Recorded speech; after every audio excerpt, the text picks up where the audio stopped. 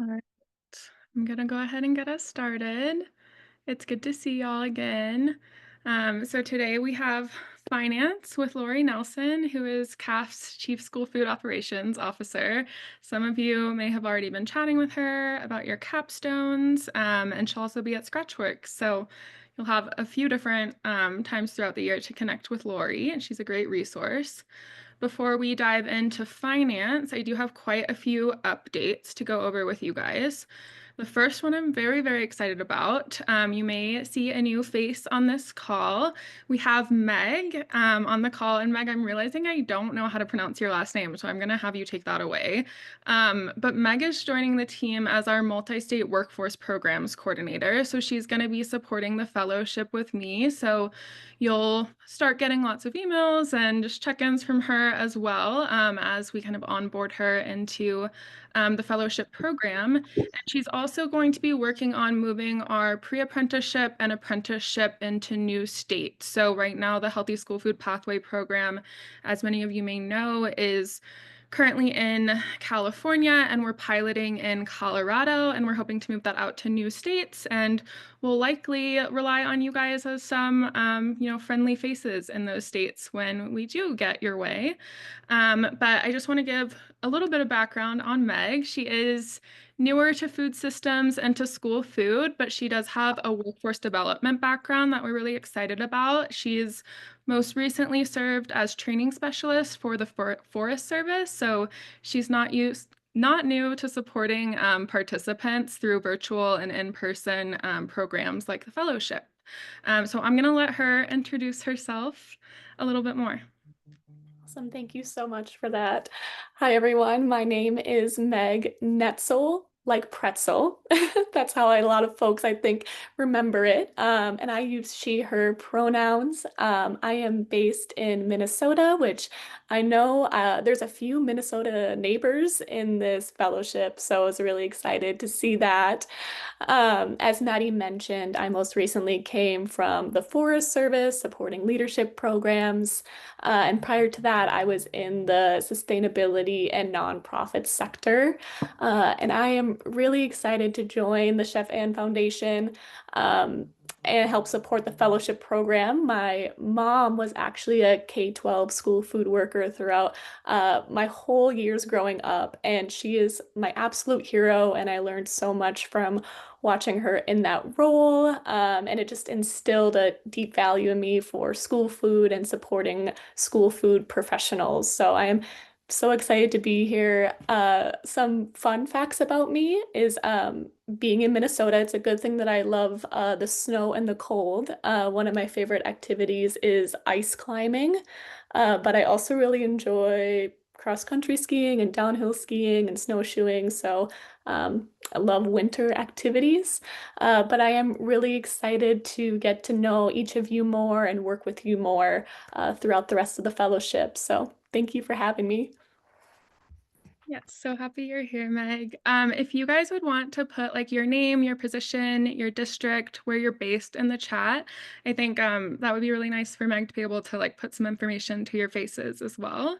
Unfortunately, I don't think we have time for everyone to go around and say hi. But Meg is going to be coming to CICN. She is based in Minneapolis, so she'll be spending time with us on Sunday and Monday, so you'll get to chat with her then. Okay, I have quite a few more announcements. So, first, I wanted to check in with you guys how your ops team review meetings are going for the capstones. I know we're still all kind of at different points in the capstone process, but I wanted to just let you guys know what it's going to look like after your meeting. I will check in with you guys and just make sure you know what the next steps are, but just as like a general blanket, it's going to be submitting your revised proposal on Moodle. So I'll reopen that capstone proposal assignment, the same one you submitted your first draft to, and then you'll submit your revision there by May 12th. And please let me know if you guys need more time for those revisions, just so I can communicate that with the ops team in advance. Any questions on capstones and like where we're at in the process there before we move on?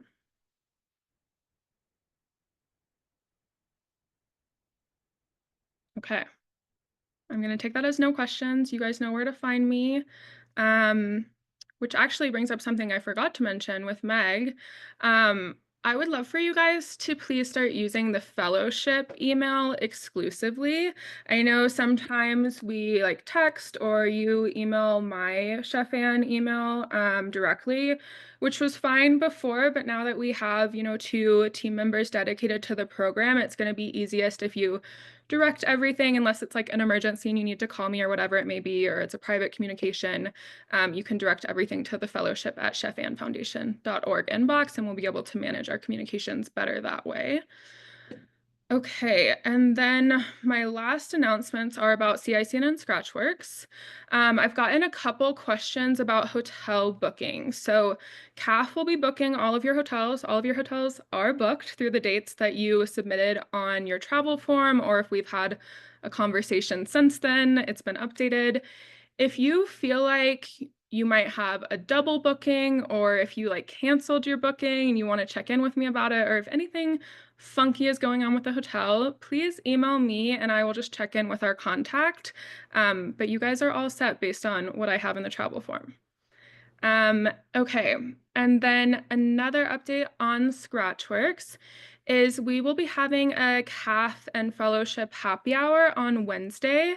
My intention was to get that invite out to you guys today, but work just got away from me, so that'll be coming tomorrow as soon as I figure out how to add that to Hooba. But that is on your CICN and Scratchworks agenda. So it'll be from 5 to 6:30 p.m. at the hotel. CAF will be paying for the first round, so I would take advantage of that. I feel like there are very few opportunities for CAF to buy y'all a drink throughout the program. So we're looking forward to that. It's going to be fellows, all of the alumni who are at Scratchworks will be invited, CAF staff, some of our funders, and then just some other fellowship and CAF adjacent folks who are going to be at Scratchworks, like some of your host site directors and just adjacent folks that we would love for you guys to meet. And then my last announcement related to our trip is about the agenda. So when we do send an agenda out for trainings, it is expected that you guys show up and are there and ready to dive into the training as soon, or like as it is written on the agenda. So I think these reminders always feel silly to me because we are all professionals and adults, but just a gentle reminder to show up to the trainings on time or otherwise communicate with CAF staff if you're going to be late for whatever reason. If you have already communicated with me and we've had that discussion, that's great. But if not, we do expect you to be at the agenda items. Okay, any questions ahead of our trip?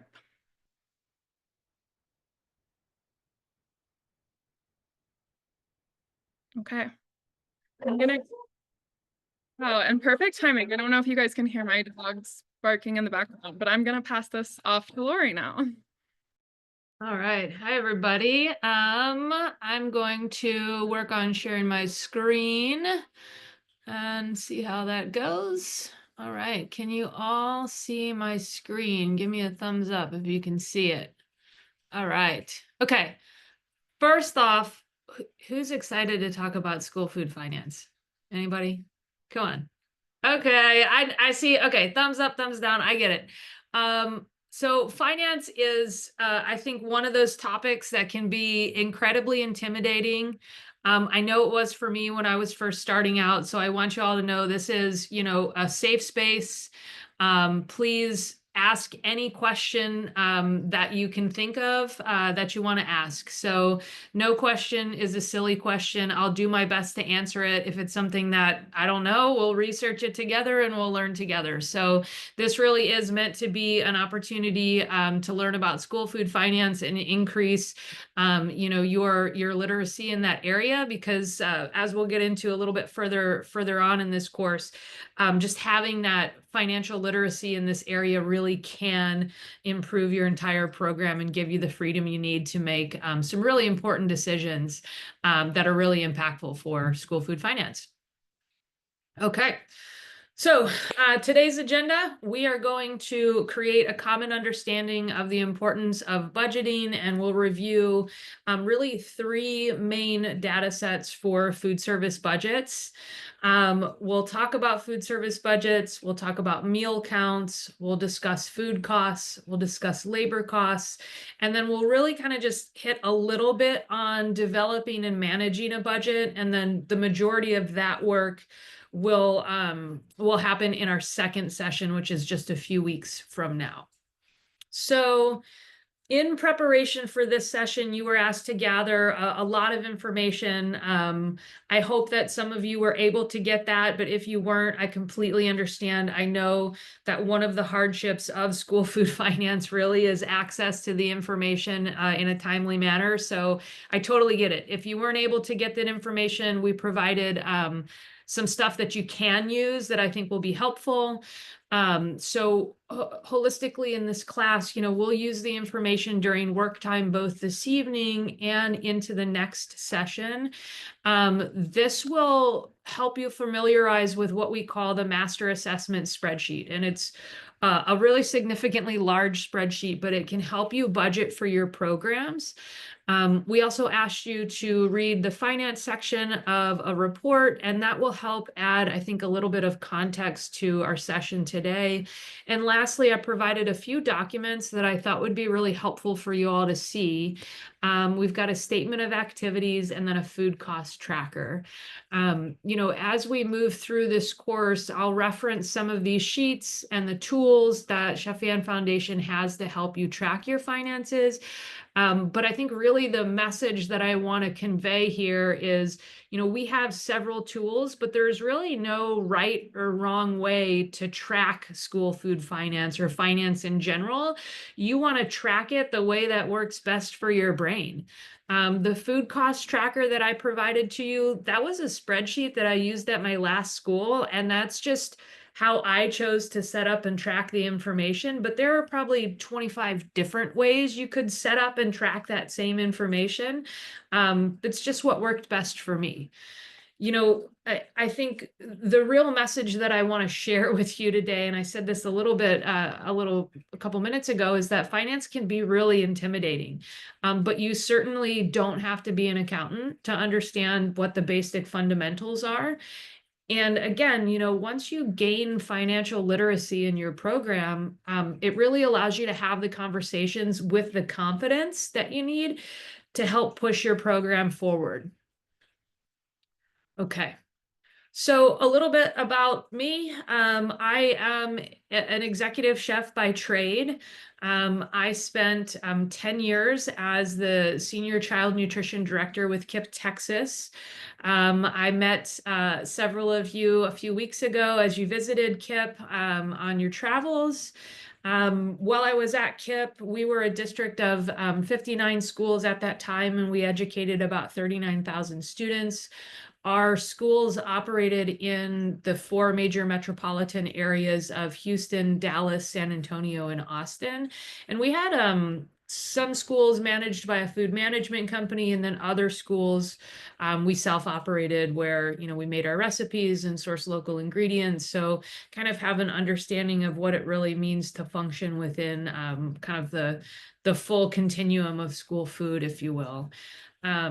I spent several years as the executive chef of the Wyndham Hotel and Conference Center in Austin. And that was a 410-room hotel with banquet space and a pool bar and a bar inside and a coffee shop and all kinds of different food and beverage outlets. And then I've worked for large-scale catering companies where we did, events for intimate gatherings of, 15, 30 people up to, 25,000 people in big stadiums. Again, the senior director of child nutrition at KIPP Texas, and then you name it in the food industry, I've done it. I have over 25 years of experience just within back of house culinary operations in the restaurant and food industry. Okay, so I've talked a lot. I would love to hear from you. What's something that you hope to learn today about school food finance? So don't be shy. You can come off mute. Use the chat, whatever you're thinking. The budget. The budget? budget, Okay. yeah. Okay. Chewy, you want to tell me just a little bit more, like learn like how to create a budget or how to manage your budget or all of it? All of it. I get a number at the beginning of the year and that's what I get. Yeah, I would like to sit with my business manager and actually see what's going on. yeah. Because in the budget and why do I get this and what's the reasoning for it and Uh-huh. how to keep track of it so I don't go in the red. Yeah, and that is your experience is incredibly common in school food programs. And it's once you have the literacy that you can have those conversations with confidence. And once that happens, you're golden. Anyone else want to say what they hope to learn today?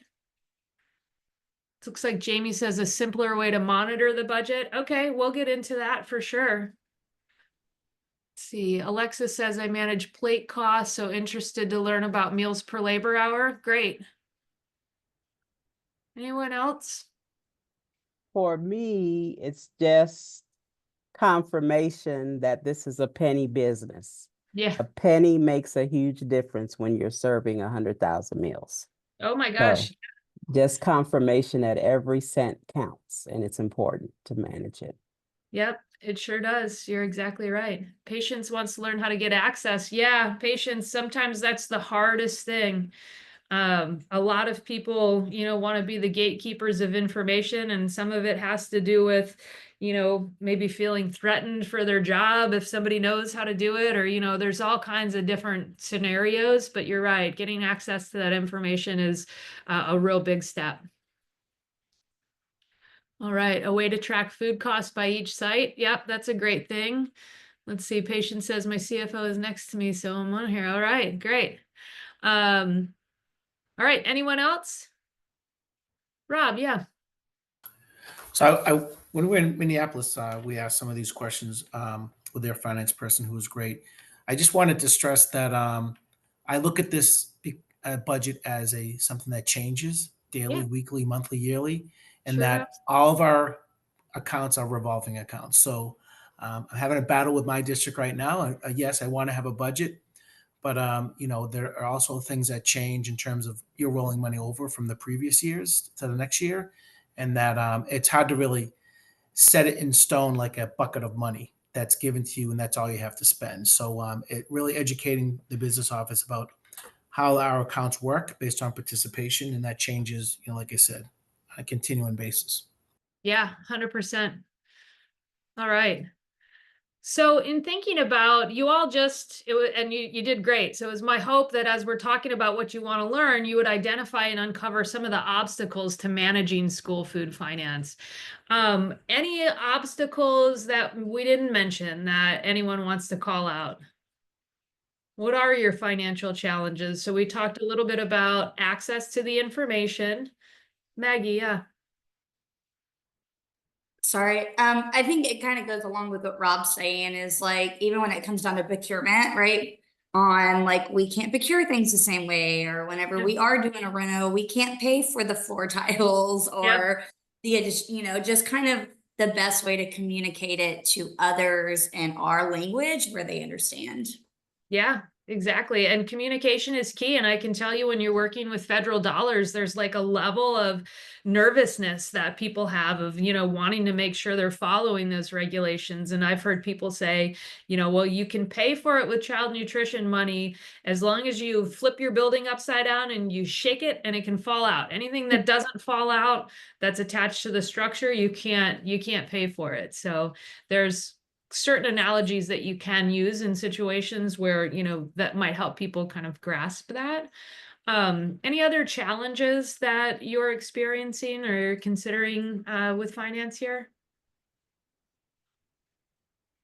Okay. Some of the things that I hear as we travel around the country is, well, I don't have experience managing school food finances. And that's kind of a big one. If you don't have experience, then They don't want to give you the opportunity. So it's kind of like chicken and egg, right? How can you get the experience if no one gives it to you, but they don't want to give it to you because you don't have it? So hopefully part of this work will alleviate that. You know, it could be that districts don't have an inventory or ordering system in place. It could be that there's no point of sale system, or maybe the point of sale system you have is outdated. You might not have the right software for controlling food cost or recipes or menu costing. And maybe you don't have access to any of the financial data or the reports that you need. And that's a really big one. Or quite frankly, you might just not have the time. I know some of you are in districts where you wear lots of hats. And it's hard to make time to do everything that you need to do. We put our students first, so you put food on their plates. And then, you know, everything else comes in after. Okay. So I just want to say, you know, what does finance have to do with scratch cooking? And the answer is a lot, quite frankly. I'm going to tell you a little story about my first job as a child nutrition director at KIPP Texas Public Schools. And I came into this job as a chef at a hotel, and I was loudmouthed and ready to go. And what I knew fundamentally as a chef is that I knew I needed to track my food cost, and I knew I needed to track my labor costs. Those are just two things that kind of get ingrained as you know, are a chef in the industry. So I started doing that almost immediately. I come into this facility, I change recipes, I bring on new products, and I'm going, and everything looks good. It comes to the end of the month, and I would say this was probably, I don't know, maybe 10 months into my job. I had almost been there a year. And I have a meeting with my chief operating officer, who I directly reported to, and he's got all these papers on his desk. And he says, you know, finance is telling me that you're going to come in about $2 million in the red for the year. And I sat there in his office really in shock, because everything that I had been tracking said otherwise, right? My food cost was good, my labor cost was good. And they were like, labor was going down, food was going down, and my participation was going up. So that didn't make sense. But in that moment, I listened to what he had to say. I took all of the information. I wasn't incredibly defensive. I asked a lot of questions. I wanted to see the spreadsheet that finance was sending to him. Where did they get their numbers? So I asked for all of that. And, you know, deep in my gut, I was just thinking, well, I've got to get a paper and find another job. Like, I'm going to lose my job, right? I go back to my office. I take a couple days. I look at the spreadsheet that finance was using. I look at everything that I had been tracking, and what I uncovered quite quickly is that finance, which, remember, we were operating schools in Houston, Dallas, San Antonio, and Austin. So finance actually sat in Houston, whereas I sat in Austin. So we were separated. I very rarely was able to meet with them face to face. So I learned really quickly that finance was not tracking or crediting any of our revenue from the CACFP supper program. And our supper program was huge. We fed almost 30,000 suppers a day across the state. It was significant.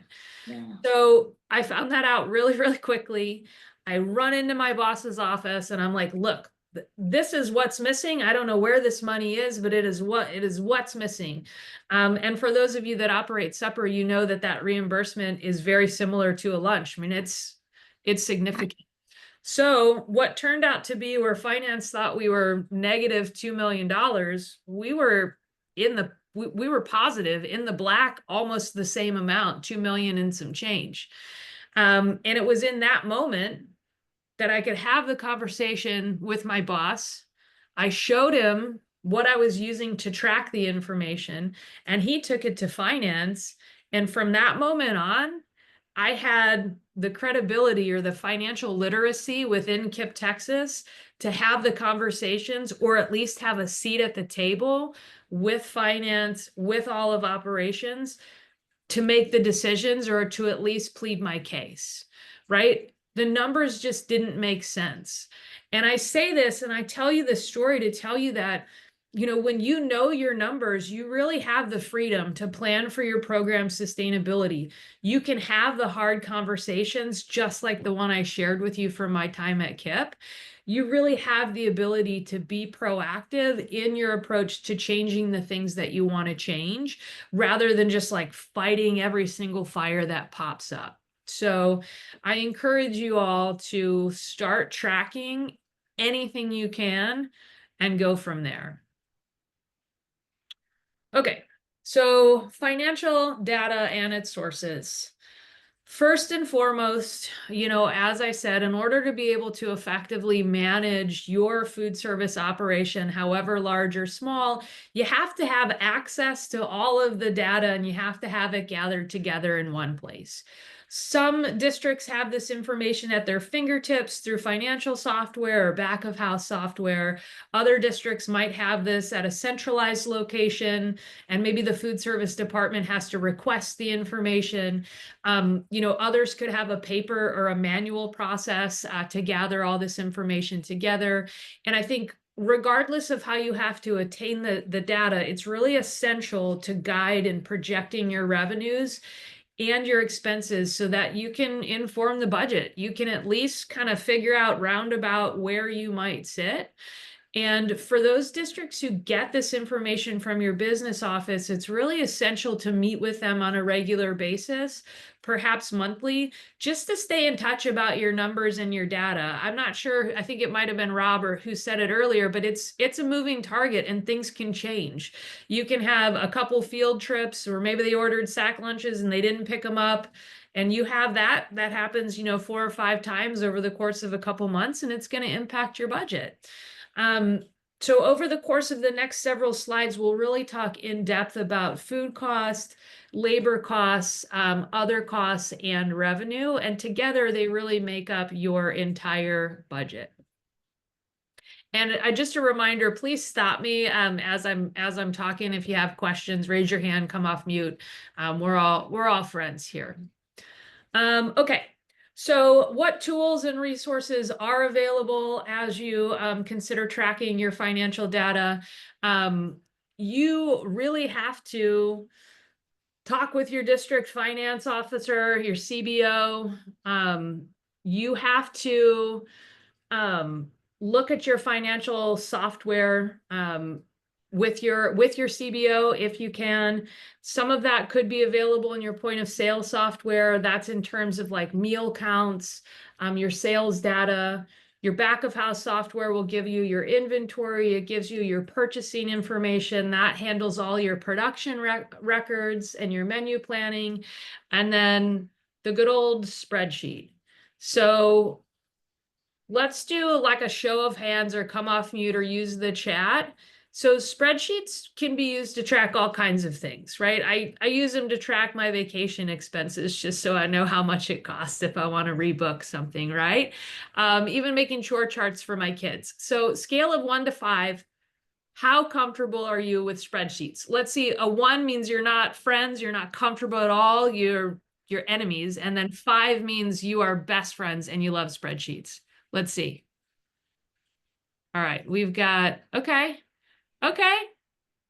that's good. Most of you feel like spreadsheets are your friends, some of you not so much, and that's okay.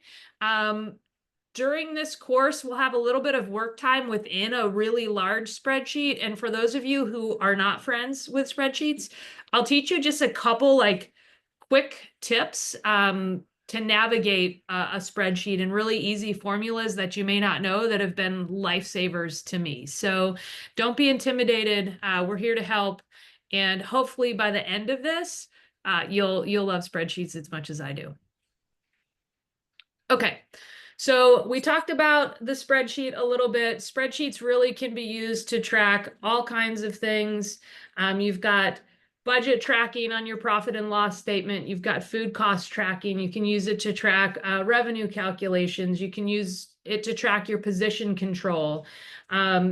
Position control is also known as just your labor calculation. And what that does is take into consideration the amount that your employees are getting paid, not only hourly, but we take into consideration what's called fully loaded compensation.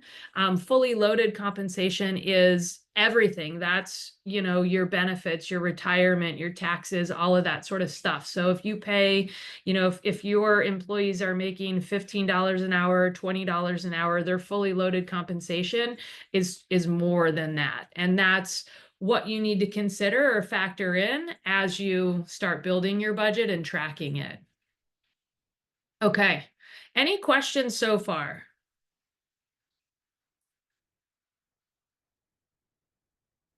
Okay.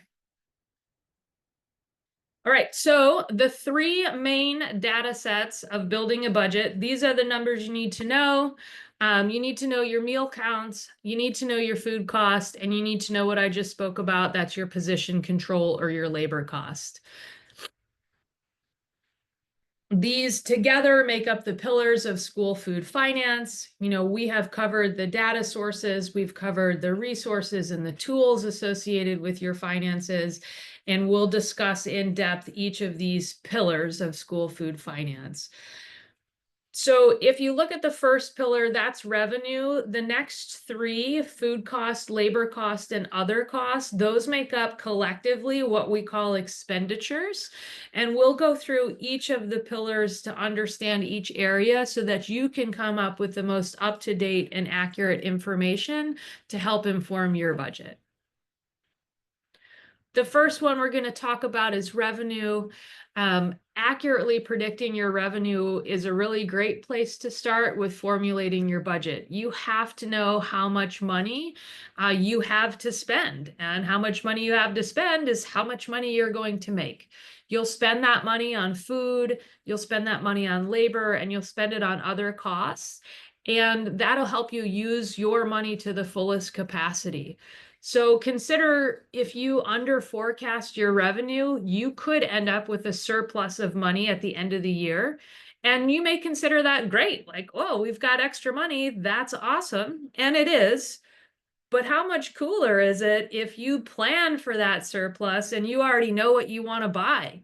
You're planning and you're saying, I think I'm going to make $300,000 this year. And because I think this, and because I'm tracking it through the year, I'm going to make a plan to spend that $300. So you're $300,000. So you're already ahead of the game, and you can make a plan to spend it for things like increasing your food quality. You could replace your outdated equipment, or you could provide higher wages for your staff. You know, on the flip side, if you over forecast your revenue, you could end up with a negative balance at the end of the year, and then you have to pull from your net cash reserves or your general operating fund, and the district subsidizes the program, and that's not really a great place to be. So accurately forecasting your revenue really helps you and able to use the funds to their greatest capacity. You can be strategic, you can be thoughtful instead of just being reactionary. I mean, yes, it's fun to have a surplus of money and to get to spend it, but if you're strategic and you're thoughtful, you can spend it, you know, better. And you can utilize it to the greatest capacity. And then that helps you reach your goals for your program and your strategic plans. Okay, so where does school food revenue come from? We're going to talk about typical sources. Who wants to say? Anybody want to take a guess? Okay. Meal reimbursements. Yeah, right. First and foremost, school food revenue comes from federal sources. Oh my goodness. And that's reimbursements for your reimbursable meals. That's USDA foods, and that's federal grants. And that's probably going to be the largest chunk of your revenue is through federal sources via reimbursements. The next source where you'll get a little bit of revenue is from state funding. Most states have a subsidy that they provide for reimbursable meals that you serve to your students.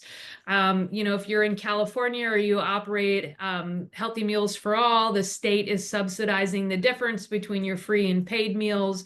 So that's going to be a state subsidy. The next source of revenue is your local sources.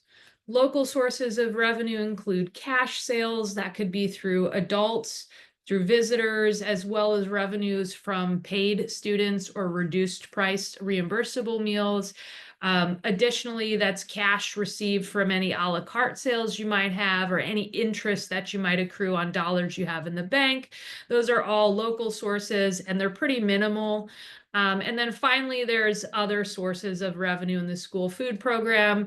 That includes things like selling surplus equipment, maybe some rebates, local grants, some transfers of cash from other district sources. So that's also pretty minimal. But together, those 4 big buckets really make up the revenue that's available for your school food program. So I want to take just a little bit of time to talk about meal prices. When you review your revenue from previous years and you're building your budget and thinking about what you're going to, what revenue you're going to bring in, it's important to ensure that your district sets meal prices that align with the goals of your department and the district. For a financially viable program, districts really should set meal prices that are at or above the free reimbursement level. Adult meal prices are required to cover all of the costs of the meal, and it's also recommended that student meal prices cover the total cost of the meal. So for example, if you receive, $4.50 federal reimbursement for free meals and 75 cents in federal reimbursement for paid, you should set the paid student price at $3.75 and the adult meal price at $4.50 to fully cover that. Food service directors really should engage with district administration when setting student meal prices to ensure they meet the goals of the district.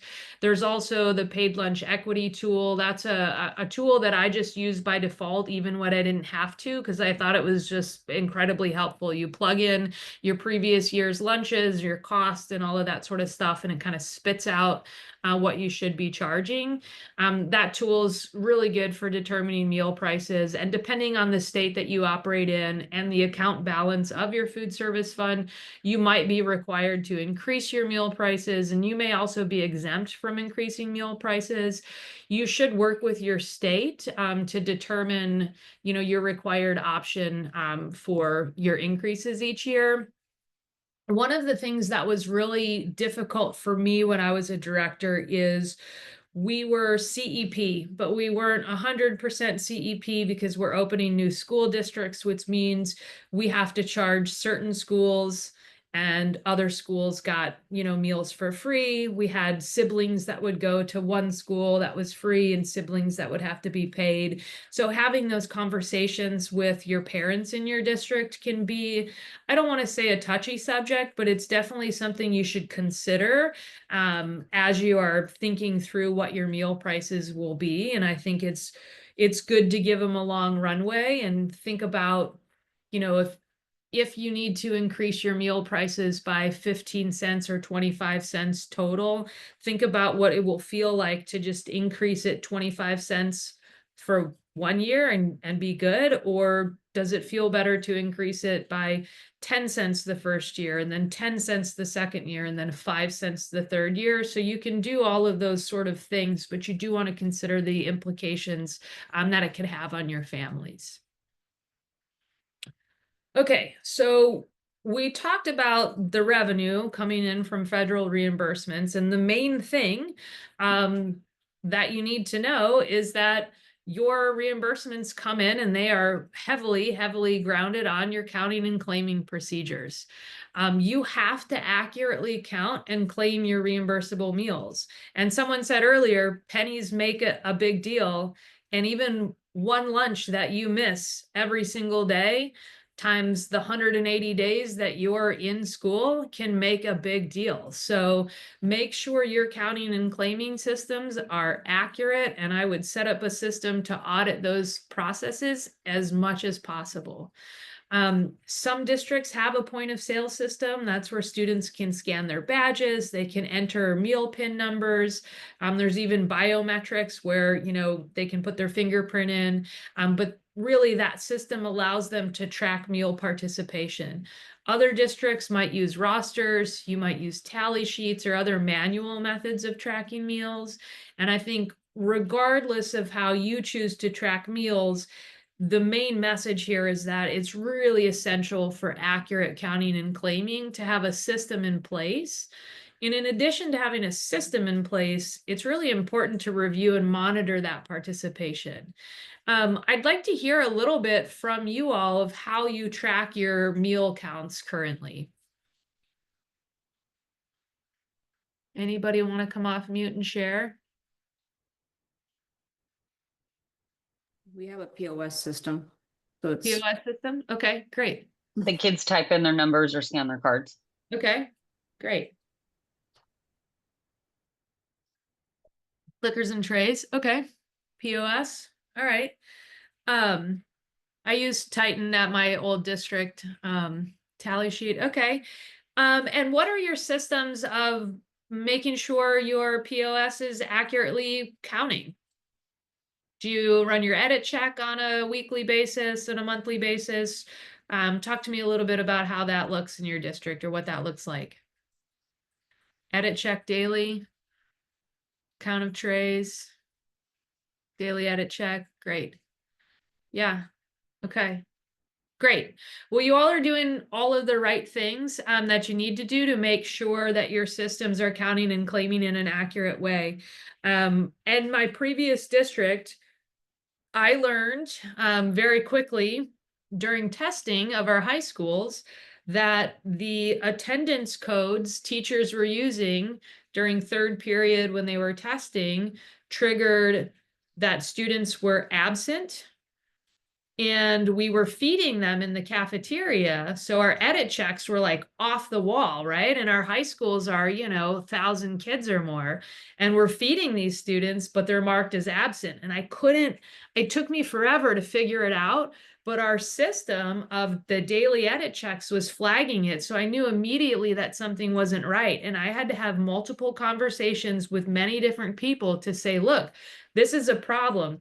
These students are being marked in the system as absent, but we're feeding them. And that's one of the worst things you can do in a child nutrition program is claim phantom meals for students that are absent. So I say all this to say you're doing the right thing and you're doing exactly what you need to do. And if your numbers don't match up or your data doesn't match up, ask the questions. Just ask, because like I said, those 1 or 2 meals, you do that every day for 180 days at every school, it makes a huge difference in your revenue. Okay, so we talked about counting and claiming. Now we'll talk a little bit about participation. So participation is one of those things, it fluctuates by the day of the week, it fluctuates by the month of the year, and there's trends and they change during the school year.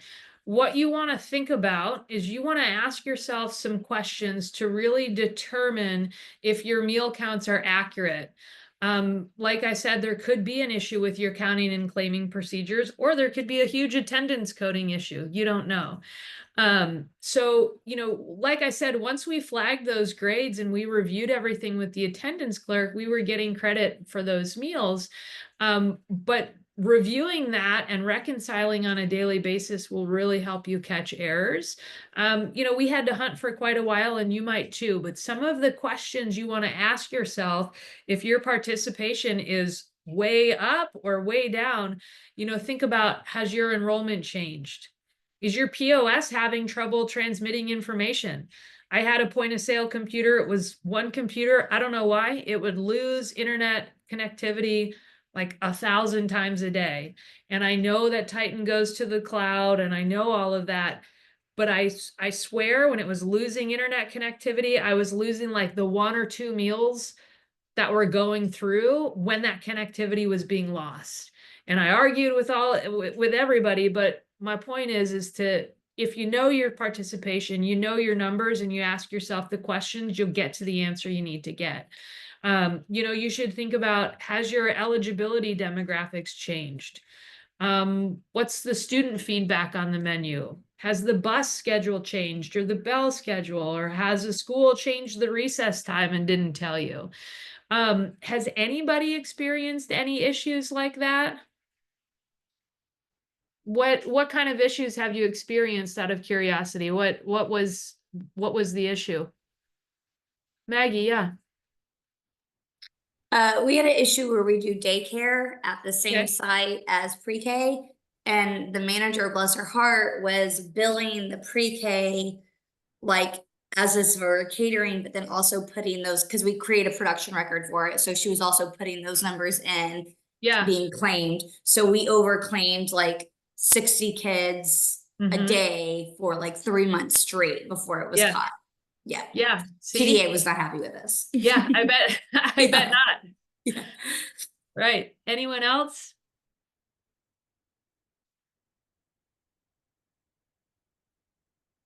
Let's see. We got someone in the chat.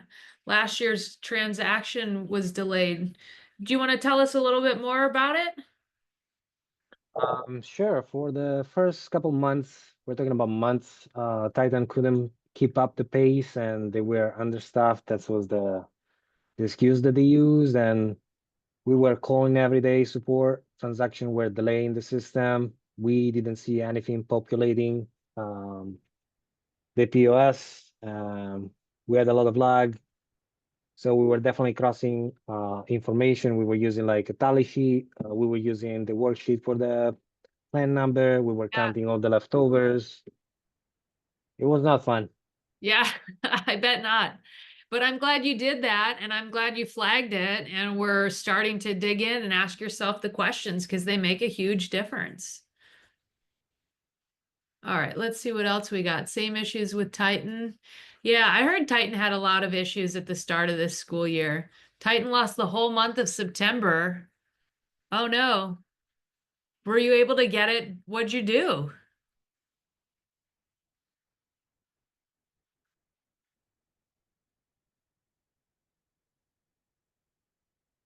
Claire's trying to come off mute. Okay. Yeah. Got it. There was nothing we could do. It was gone. Wow. Yep. Whew. That's They a tough. tried for a long time. My boss Yeah. was extremely angry. Yeah, so you just couldn't claim those meals. Yep. Yeah. They just don't exist. We have numbers from last year and it starts in October. Wow. Well, that's unfortunate. And I heard a lot about that from Titan. I'm not sure, maybe they grew too fast or what it was, but I'm sorry that happened to you. But this is, I think the moral of the story is just to make sure you know your numbers, you know what you're counting and claiming, you know what they should be, and you know enough to know when something seems off. That's the most important part. Okay. I've been talking for, I don't know, what feels like 45 minutes or so, maybe a little less. Do you all want a little bit of a break, a bio break, get up, stretch? Yes, I'm seeing some head shake. Okay. How about, let's see, it's 5:48. Do you want 5, 6, 7 minutes? 7 minutes sound good? Okay. That's 5:55 my time. So 7 minutes. We'll see you in 5. Welcome back, everybody.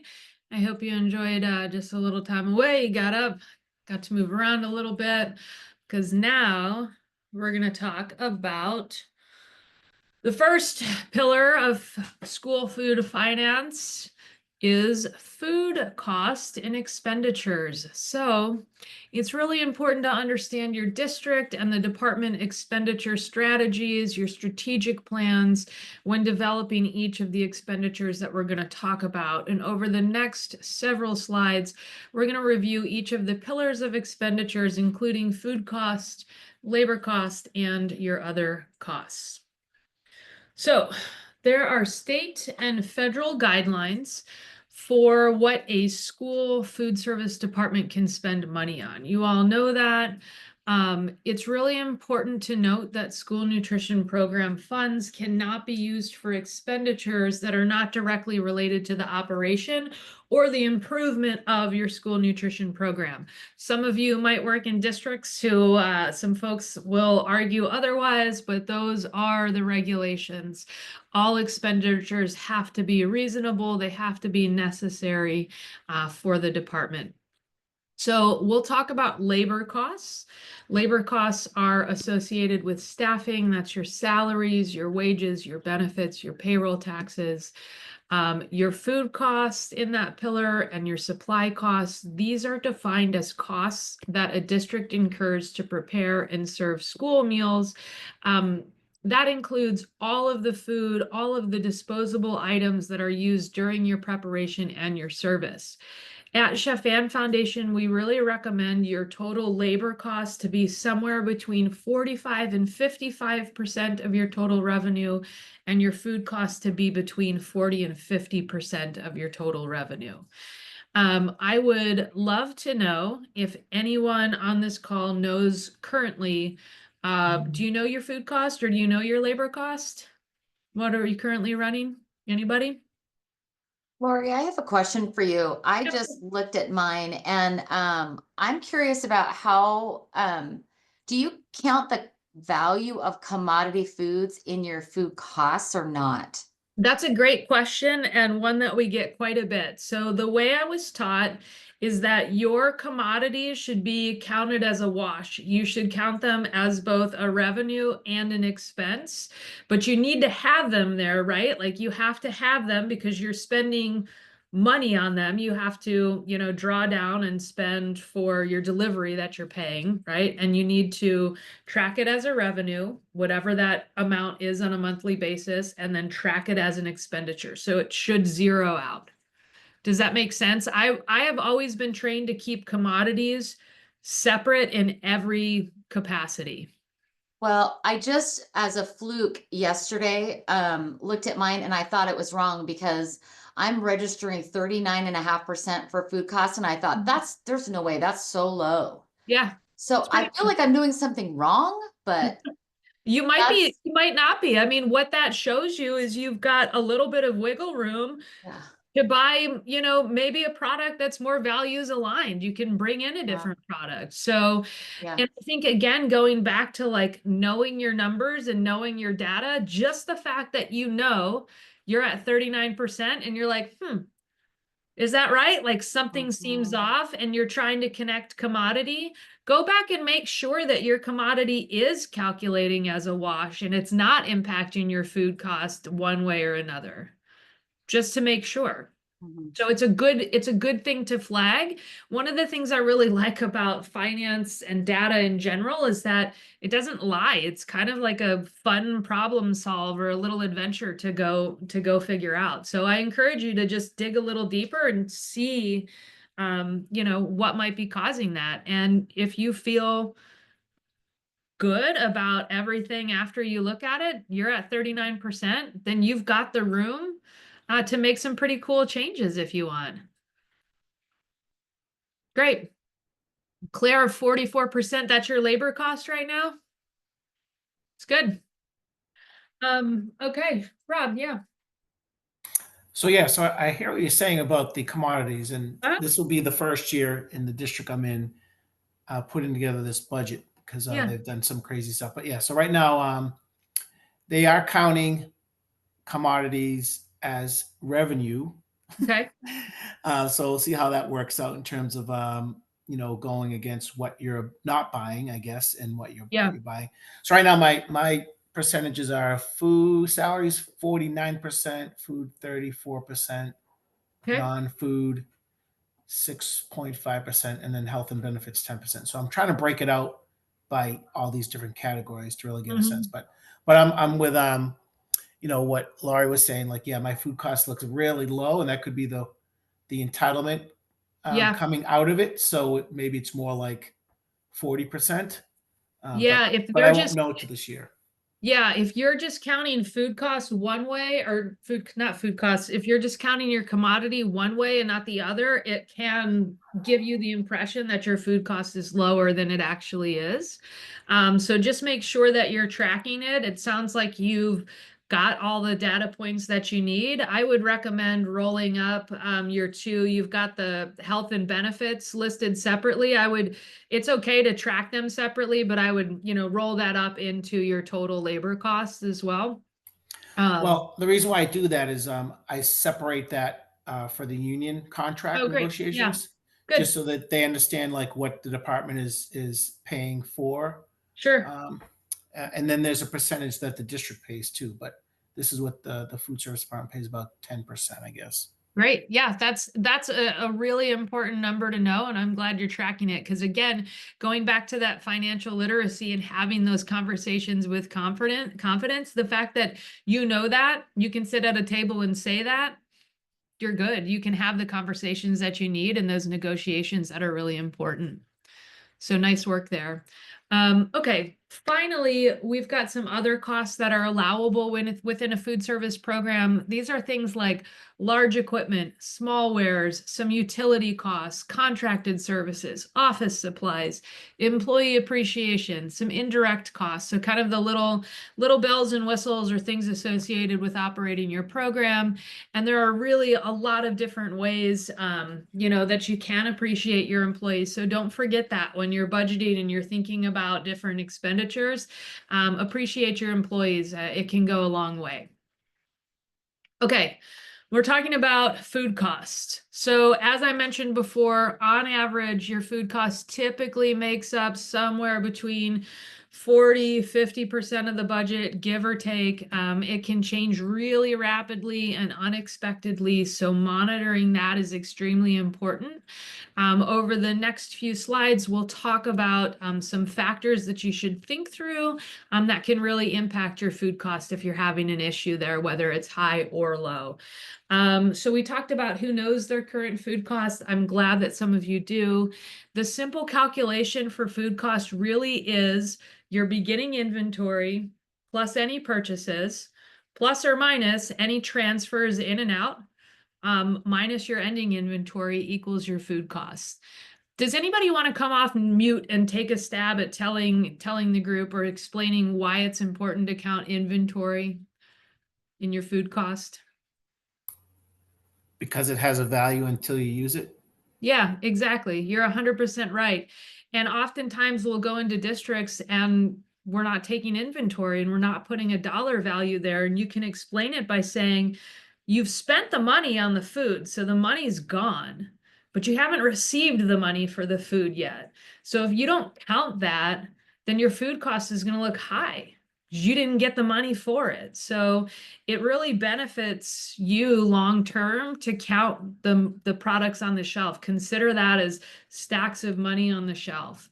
So, your beginning inventory, this is the value of the food items that you already had at the start of the period, and it sets the baseline for the things you have on hand. Your purchases, when you're calculating this, these are the food items that you bought during that period. Adding your purchases shows the total amount of food you bought and you brought into your inventory. When we talk about transfers in or out, that's food that's transferred between locations, programs, departments, sites, and it really affects your availability and the cost. When you add or subtract this information, it ensures that you're being really accurate and you're reflecting what food was used in your operation and where. And then your ending inventory. You want to subtract this, and that prevents overestimating your costs by excluding items that you didn't actually use because they're still in stock at the end of service. So we got something in the chat. Do you recommend Foodcast and cost? Oh, cost per plate? I mean, yeah, I think holistically, Maggie, any data point you can figure out and you can learn about your program is going to be a helpful tool to make decisions. I'll give you an example. If you take the time to figure out a cost per plate, like per meal, you can say, all right, maybe you have the room in your budget to buy a really nice local chicken breast. It's values aligned. You want to buy Mary's Chicken. You need to know maybe that Mary's Chicken is going to cost you a little bit more on the center of the plate, but maybe you're serving Mary's Chicken with some commodity dry beans and something else that's less expensive. And just the fact that you know what your total combined plate cost is for the day and your plates that you're serving for the entire week, that allows you to make those decisions to pull out those ingredients and plug in something nice that's values aligned that you want to bring onto your program. So I say this your cost per plate isn't something that you have to track, but I think you should if you have the capacity. And then that allows you to have the conversations that you need. If you can tell your boss or your CBO or your manager, hey, this plate cost me $1.17, people are gonna, they know that you know what you're talking about. And in that comes the freedom to make those decisions, and you're making them by using data. So I say that, yes, I don't have an actual dollar value of what your plate cost should be for a lunch, because all of those factors kind of factor into it, right? Like, you got to take your reimbursement. What are you CEP? Are you operating universal free meals? You know, what's your overhead? But I would use, you know, the food costs at the 40 to 50% mark. Some days you might go over, but other days you might be way under. So whenever you're doing that, do you recommend, for those of us that like don't do the plastic trays and the reusable silverware, which get the goal, but for those of us that like, do you add in the paper goods and that kind of stuff on your cost per plate? Yeah. Okay. Yep. If you don't factor that in, I mean, that's still money that you're spending. You want to think of the whole meal when the student walks out, you know, what's the tray cost? What's the silverware cost? What's your, if you're using, you know, PC, mayo or something like that, and you want to count every single thing. So yeah. Okay. That's what I come from, but my financial lady that's been there forever doesn't count it, and I can't find the argument. Like, I'm just not convincing her. So thank you for that. Yeah, I mean, I would just start counting it and say, you know, how could you not? And you're spending money. Agreed. Yep. You know? Agreed. Okay, great question. Okay, so, you know, we talked about your food costs. It should be anywhere between 40 or 50% of your budget. That's a little bit different than those of us who have worked in the restaurant industry. Obviously, restaurants are for profit. So in a lot of restaurants, you want your food costs to be anywhere from, you know, 26 to 36%. It just depends where you're working. But it should be a best practice to at least calculate this. I would say annually don't wait annually. I would do it on a monthly basis if I were you. And we've got a lot of tools that can help you do that. So I'm going to, has everybody, show of hands, looked at the food cost tracker? Yes. Okay. We're going to have a little bit of work time together to go through the food cost tracker. We'll look at the master assessment tool and the inventory tracker, but I'd like to get through talking about cycle menus and some other things before we pop over to that spreadsheet and make sure that everyone's on the same page. Does that sound good? Okay. All right. So we're talking about cycle menus. Cycle menus, I think, you know, the menu itself is one of the most important tools in your toolbox when it comes to controlling your food cost. A well-written cycle menu spreads out those high-cost items and those low-cost items that I just talked about. It includes a mix of foods that we know students are going to enjoy. It has a variety of new items, things that are fun, things that are culturally relevant, and it uses equipment and storage to the greatest capacity possible. I remember when I was a new director, I menued our scratch-made pizza on the same day that I menued our scratch-made kolaches, and we ran out of sheet pans. And I heard about it almost the entire 10 years that I worked at my job, and that's the first and only time that I made that mistake. So as you're making your cycle menu, you want to think about the equipment that's used to make those items too. So we recommend a cycle menu that includes a 2-week cycle for breakfast and a 4 to 6 week cycle menu for lunch. We really find that those combinations and the lengths create a menu that's not entirely too repetitive for the kiddos, but it also gives you the ability to predict and control your food costs throughout the year. So how many of you are currently using a cycle menu? Wow. All right. Anyone, who's doing 4 to 6 weeks for lunch? Who's doing, okay. Great. What about breakfast? 2 weeks? We 4 do weeks? 3. 3 weeks? Okay, great. Awesome. Has anybody had any specific challenges in implementing your cycle menu? No? Awesome. Okay. So, when you're developing the cycle menu, which I think you all know, there are tons of different resources. You should update your cycle menu. There's resources on the lunchbox. There's resources through the USDA. ICN has a lot of great resources. We also find value in looking at the menus of neighboring school districts. What's the school district across the street doing? Do your kids go to a school? What are they doing? That way you can compete and you can see, what the school in every area is doing. You can look at the national landscape of other districts, Boulder Valley, for instance, or looking at other districts that are similar size and demographics. There's really nothing wrong with looking outward for inspiration in terms of creating your menu. A lot of times, if you see your high school students leaving to go to Chick-fil-A, try to recreate that in the cafeteria. There's nothing wrong with kind of drawing their attention back in to things that they're eating outside of the school. Claire, you say we don't have any hot offerings for breakfast at K5. Do you want to talk about that? You want to unpack that a little bit now? We have a 2-week cycle menu. It's all Okay. pre-packed, and the kids come in from the bus and it's a grab and go, and they eat it in their classrooms. So Okay. we don't have hot breakfasts. There's a few things for middle school, and high school is a different situation. But it's a challenge to find things that one, the kids like to eat, Yeah. and then two, that are going to meet those added sugar requirements. So Well, I think this is where scratch cooking comes into play. Scratch cooking really does lend itself to, automatically really reduce those sugars that are in some items. There's also, I think, equipment that, maybe we can talk offline. I had a very similar problem at KIPP. And I think arguably it's important to know we spend a lot of time talking about lunch, right? Lunch has a larger reimbursement than breakfast. You name it. But I actually think breakfast is one of the hardest meals to serve. It's harder than lunch. Most of your kids are arriving at the same time. They're coming from every door, from buses over here, walkers over there, cars over there.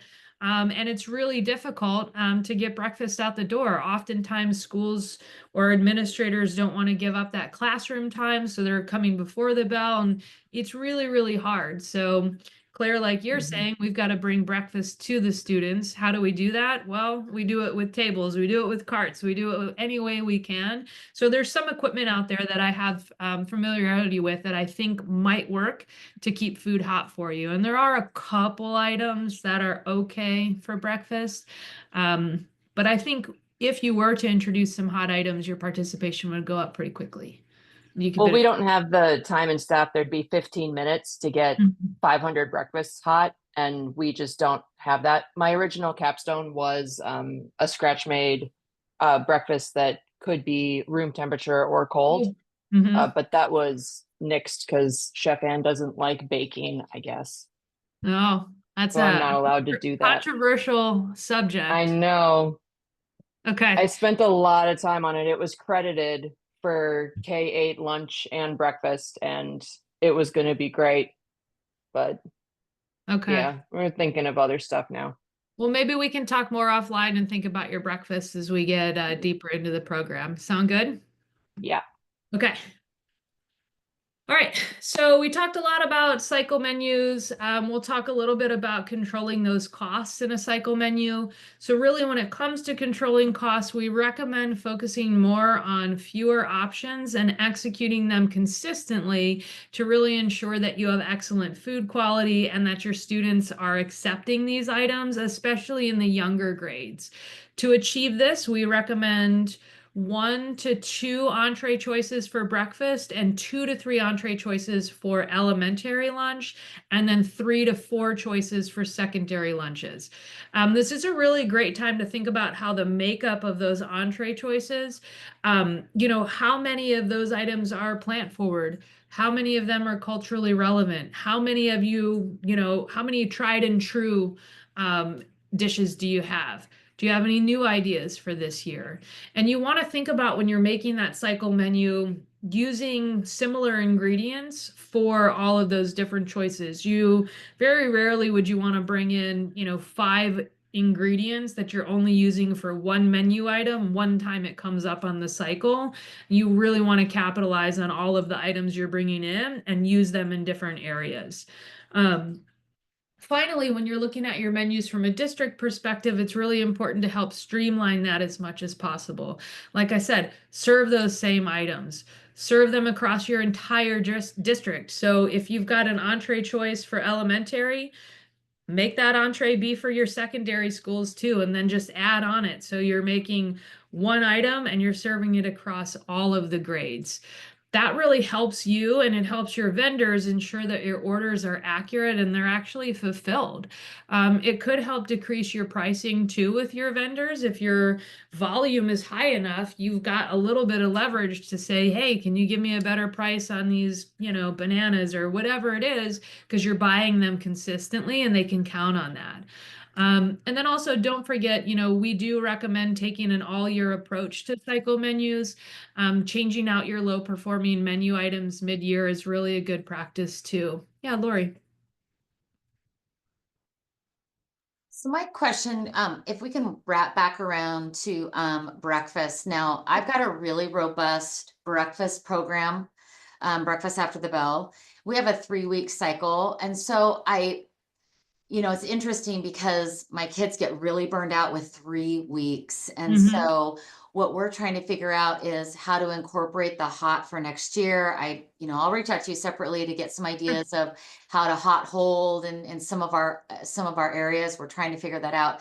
But I am a little bit surprised about the cycle menu for breakfast only being a couple of weeks. Can you just give a little bit of background on that? Well, I think from our perspective is breakfast is arguably one of the hardest meals to pull off, right? Before the final rule went into effect, it really relied very heavily on those grain and bready items. So I think the options alone are pretty limited. Now, if you can develop a 4-week breakfast cycle menu that might utilize the same items for breakfast and you can use them for lunch too, I think there's nothing wrong with that. One of the things that we recommend to districts is to limit your SKUs, right? So you don't want to have, 2,000 products on your shelves. And oftentimes that's kind of what happens when you think about a 4 or 5 week cycle menu for breakfast, and then you have a 5 or 6 week cycle menu for lunch, and you have all of these entrees. You're just bringing a lot more products in. So we tend to pare it down and focus on doing, a handful of things extremely well. But again, there's really no right or wrong, way to do it. If your kids are getting burnt out on a 3-week, think about a 4-week, try it. Thank you. Yeah, of course. And I think also, the final rule with protein counting, like I think in my opinion, it should have been that way all along, but I think it really does open up a lot of more opportunities for breakfast as opposed to just those, heavily grain forward days. Maggie, yeah. Lori, can you talk a little bit more about that? So with the final rule, it wasn't like they publicized it. They weren't advertising it. In fact, my dietitian just found it a month ago, and my boss called the region center about it because he didn't believe the scenarios. Can you elaborate a little bit more on counting meat alternates for grains? Yeah, I can. I also have a training that I can provide to you all too if you need it on the final rule. So I haven't looked at it in a while, but I'll do my best. So before it went into effect, you could serve a protein for breakfast, but you had to serve the minimum grain requirements first.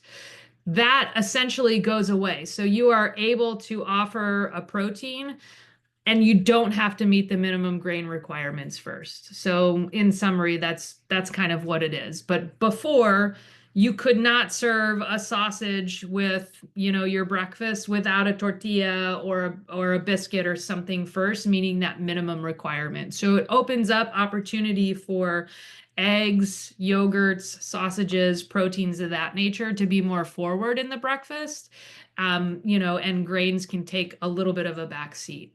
Is it evaluated on a daily basis or a weekly basis as far as the grain? Like you have to meet a minimum weekly grains or is it daily? Do you know? Yeah, I don't want to misspeak. I'd have to look and Okay. read the final rule again, but I can provide the training to everybody as a follow-up. I'm not quite sure. Okay. All right. So we talked about the all year approach, your cycle menu, breakfast and lunch. Let's talk about the next thing that's really important when you're thinking about your cycle menu is the standardized recipe. So, it's a gold standard when it comes to managing food cost is standardized recipes. A well-written standardized recipe is your lifeline when it comes to day-to-day management of food cost. Anybody want to come off mute and give it a go of why you think that is? I'll go. Yeah, Patience. Well, it just controls your inventory costs right out the Yeah. door. You know what you're going to need, you're able to order it in, and you use what you order, and there's minimal leftover if you're handling the recipes correctly. Mm-hmm. Exactly.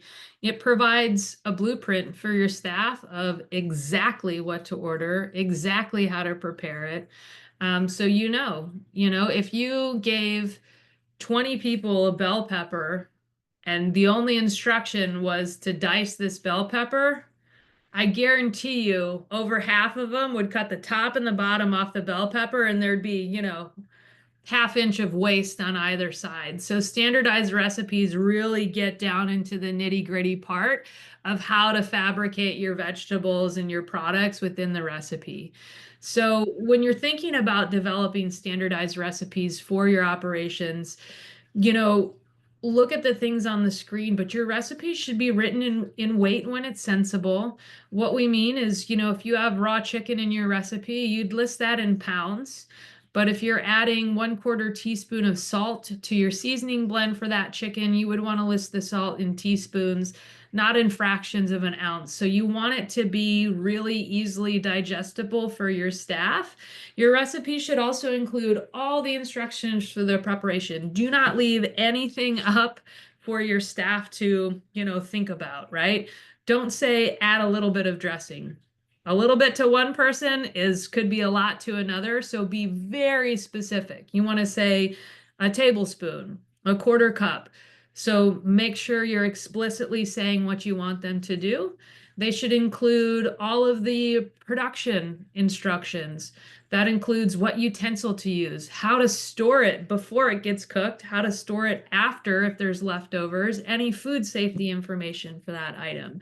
A really good test of a recipe that's well written is to give it to your newest cook and ask them to explain start to finish how to create the recipe.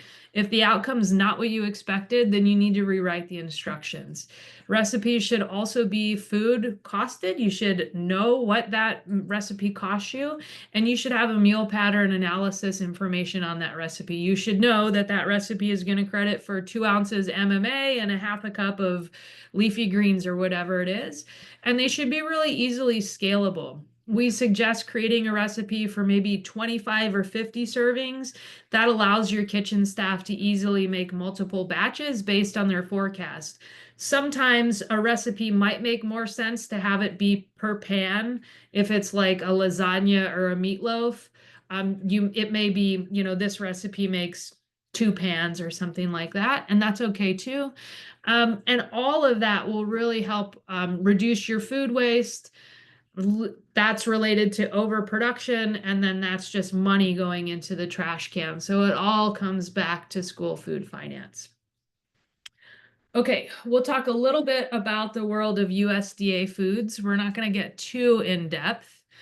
Patience, you've got a lockdown. Okay, Patience, we'll see you in a bit.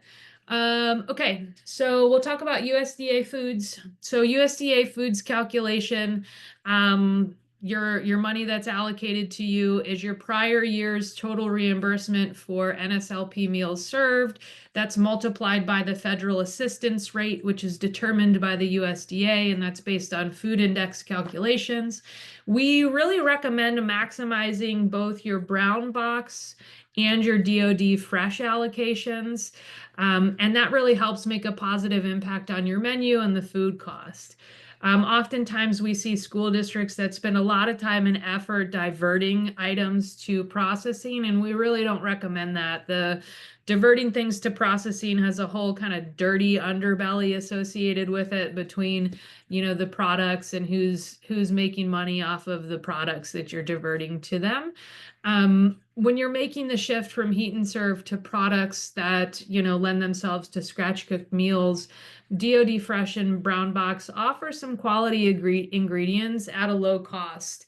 You do want to reference your cycle menu to help drive those items that you select, and pay really close attention. You can go to the USDA site and look through all of those nutritional pages. You want to pay close attention to what you're ordering. There might be 15 different burgers on the list that you can order, and one of them's got TVP in it and the other one's pre-cooked in a plastic bag. So you want to make sure that you're getting exactly what you want, which I would assume would be, raw ground beef. But if you can't handle raw ground beef in your district at the moment, it could be a raw patty that you're cooking, from the raw state in your facility. Either way, using your USDA entitlement towards your ingredients, you save on costs and you ensure that your meals are nutritionally beneficial for your kiddos. Okay, we're moving into labor cost. We're going to take a look at everything that makes up your labor costs. This can often be anywhere between 45 to 55% of your expenditures, or even higher at some districts. Controlling your labor costs at times can be really difficult to manage, more so than food. Food costs is kind of easy. You can make some changes, but when you're dealing with controlling labor costs, you're dealing with people, you're dealing with their livelihood, you're dealing with emotions, and it can be really difficult. Sometimes you're, unionized contracts, so that's even harder. If your labor costs are not budgeted accurately, this becomes a really tough situation to navigate. So over the next few slides, we'll review labor costs. We'll talk about some recommendations and some benchmarks and some tools to help you manage those costs effectively. So what makes up your labor costs? That's the first question that we really need to answer to help establish and manage what your costs are. The first and primary cost that makes up your labor is obviously your wages or your salary of the team member. Now, don't forget, your wages include their hourly rate, it's their annual salary, it's how many hours per day they work, it's how many days per year that team member works. That includes professional development days. That ensures your professional standards hours are met. That includes any bonuses or any dollars that are associated with longevity or retention and professional growth. And sometimes forgotten, are all of those costs associated with paying for health and wellness benefits of your team members. That's all local, state, federal payroll taxes. You want to make sure that you're talking to your business offices or your human resources department to really get all of that information. You want to ask them for fully loaded compensation. That'll help you understand how much does this person actually impact my budget. And that'll be really helpful when you're preparing your financial control or position control worksheet. So on the screen is an example of a position control worksheet. You can see, let me see if I can do this. You can see in the first column, you've got the employee name, you have their salary placement. That could look different depending anywhere you are. You've got their job title, their work site name, so that could be the school name, it could be your elementary, high school, central kitchen. You have their FTE, that's their, full-time. Are they full-time? Are they half-time? Are they a quarter time? The number of hours that they work and the number of days that they work. You've got their salary matrix value, so that's their hourly rate, and then their hourly rate is going to be multiplied by the rate that they're getting, the number of hours that they're working, and the number of days that they're actually on site. And then the most important part, and let me go back. The most important part for you all to obtain and get are going to be these Medicare, the FICA, all of these health and welfare costs. That's the information that you really want to dig into and get from your business office. And I think that's some of the hardest stuff to obtain. You know, because you're, you know, you're putting the job descriptions out, you're hiring for people, you know what their hourly rate is, or you know what their annual salary is, but some of these other costs you might not know. So show of hands, does anybody have trouble getting this information? Yeah, Chewy, that's allowable. I think it's important for you to know that. You know, you need to know how much, you know, the district or what's coming out of your budget to offer healthcare, workers' compensation, taxes, and there's payroll tax. There's all kinds of, you know, there's all kinds of stuff that's associated with employing an individual that comes out of your department. And you can say, if you're, you know, if your department doesn't want to give you it broken down like this, if for some reason they're being, you know, a little weird about sharing that information with you, you could say that's fine. Could you just tell me the total employee cost? What's the total? Don't ask them if they're getting weird about the breakdown of like FICA and healthcare and all that. Just ask them for the total. What's this total amount that we pay for this employee? And they should be able to give you that. And if they're not giving you that, then I think that's a red flag and something to dig a little bit deeper into, because that's a number that you really need to know. Yeah, Amber. Some districts have an extra duty calculator to use to budget for extra duty, and those percentages are on that calculator. So that's one way you could maybe get that from your fiscal department, so that you can see what the year formulas are. Yeah, that's a good tip. I did not know that, but great tip. Yeah. Thank you for that. All right. Okay, so you might be asking yourself, well, how many people do I need? You know, when you're thinking about your staffing model for your department and how many people you need, I think the simple answer is, well, it really depends. The complicated part is how we get to how many staff you need. Someone earlier mentioned, you know, you want to talk about meals per labor hour, and we'll get there in a second. But I say all this to say is there's no one size fits all or right or wrong way to be in your district. You know, maybe you really have to evaluate the financial goals of your district, right? Maybe your district has a desire to have high wages to support the community. Maybe your district wants to ensure that the food service department is self-sustaining financially. These are really important questions to think about. You know, staffing levels also really depend on the production and the service model that you're operating. Are you a heat and serve program? Are you making the transition to scratch?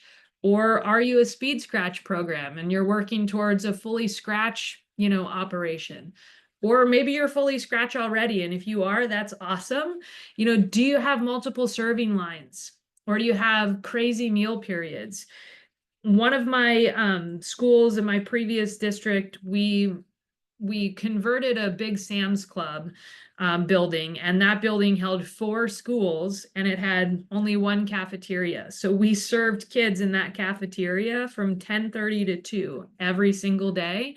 And that cafeteria had 4 serving lines. So we were operating 4 serving lines at 3 staff members per serving line just to get the kids through. So I was really kind of over on labor in that facility, but that was just by design. And you might run into that, you know, in your own districts. Maybe you have a short period of time to serve all or most of your students. You know, all of these questions really help determine the types and the quality of the team members that you need. And in order to evaluate whether or not you have the right number of staff and if you're meeting your labor costs, you have to determine your meals per labor hour. And the most important part is you have to interpret what that means to you. So who knows their current meals per labor hour? Anybody? Okay, I see some hands. All right. How frequently are you calculating that? We do it on a monthly basis per school, but if somebody's asking for staffing, they have to run it themselves and let us know where they're at. And so we usually don't hear from them after that. And are you asking them to run it themselves as like a teaching opportunity? It's just like an expectation for like we try to teach the managers to run it like their own restaurant. And so if you were the one over payroll, would you add an extra body right now? Yeah. Or would you like switch out a less difficult item and serve? So it's more of just about them managing their own sites. Great. I love that. Good work. Okay, so I'm glad you all are calculating meals per labor hour. So they're really calculated, but they're not taking your total. So they're calculated by taking your total meal equivalents and dividing them by your total hours. So that's really the simplest way to do that. Now, meal equivalents are an important thing to discuss. For breakfast on the line, we use 0.33. For BIC, we use 0.66.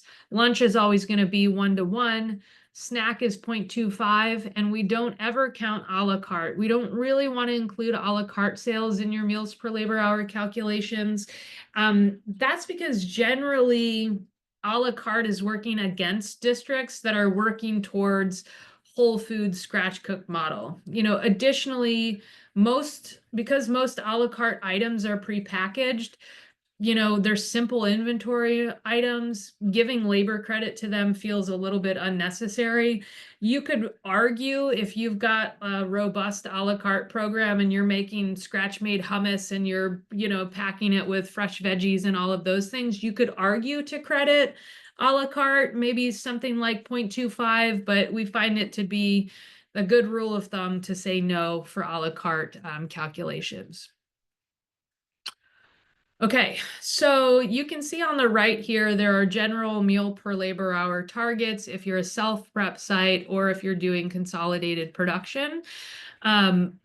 I just want to point out before we kind of talk about this is there's no one size fits all perfect meals per labor hour number. You know, we can use meals per labor hour tool really to determine the number at each school building, but what that means to you and what you do with it is really up to you. You know, the benchmarks that you see are used to evaluate efficiency. If you're a heat and serve school, you'd be looking at maybe between 20 and 22 meals per labor hour.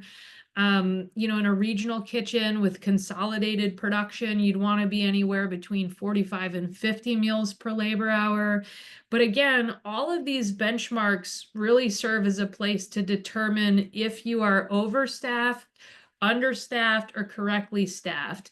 But we know that, you know, school food operations and school lunch cafeterias or gym cafetoriums or whatever you want to call them, they really come in all different shapes and sizes. And there's a lot of other considerations that you need to make and think about before you make changes to your staffing model. You know, these benchmarks are a really great place to start, but then think about what it means for a specific school and the operation that you're looking at to see if it makes sense. Just like Maggie shared, you know, would you want to make a staffing change, or is there something else that you can do?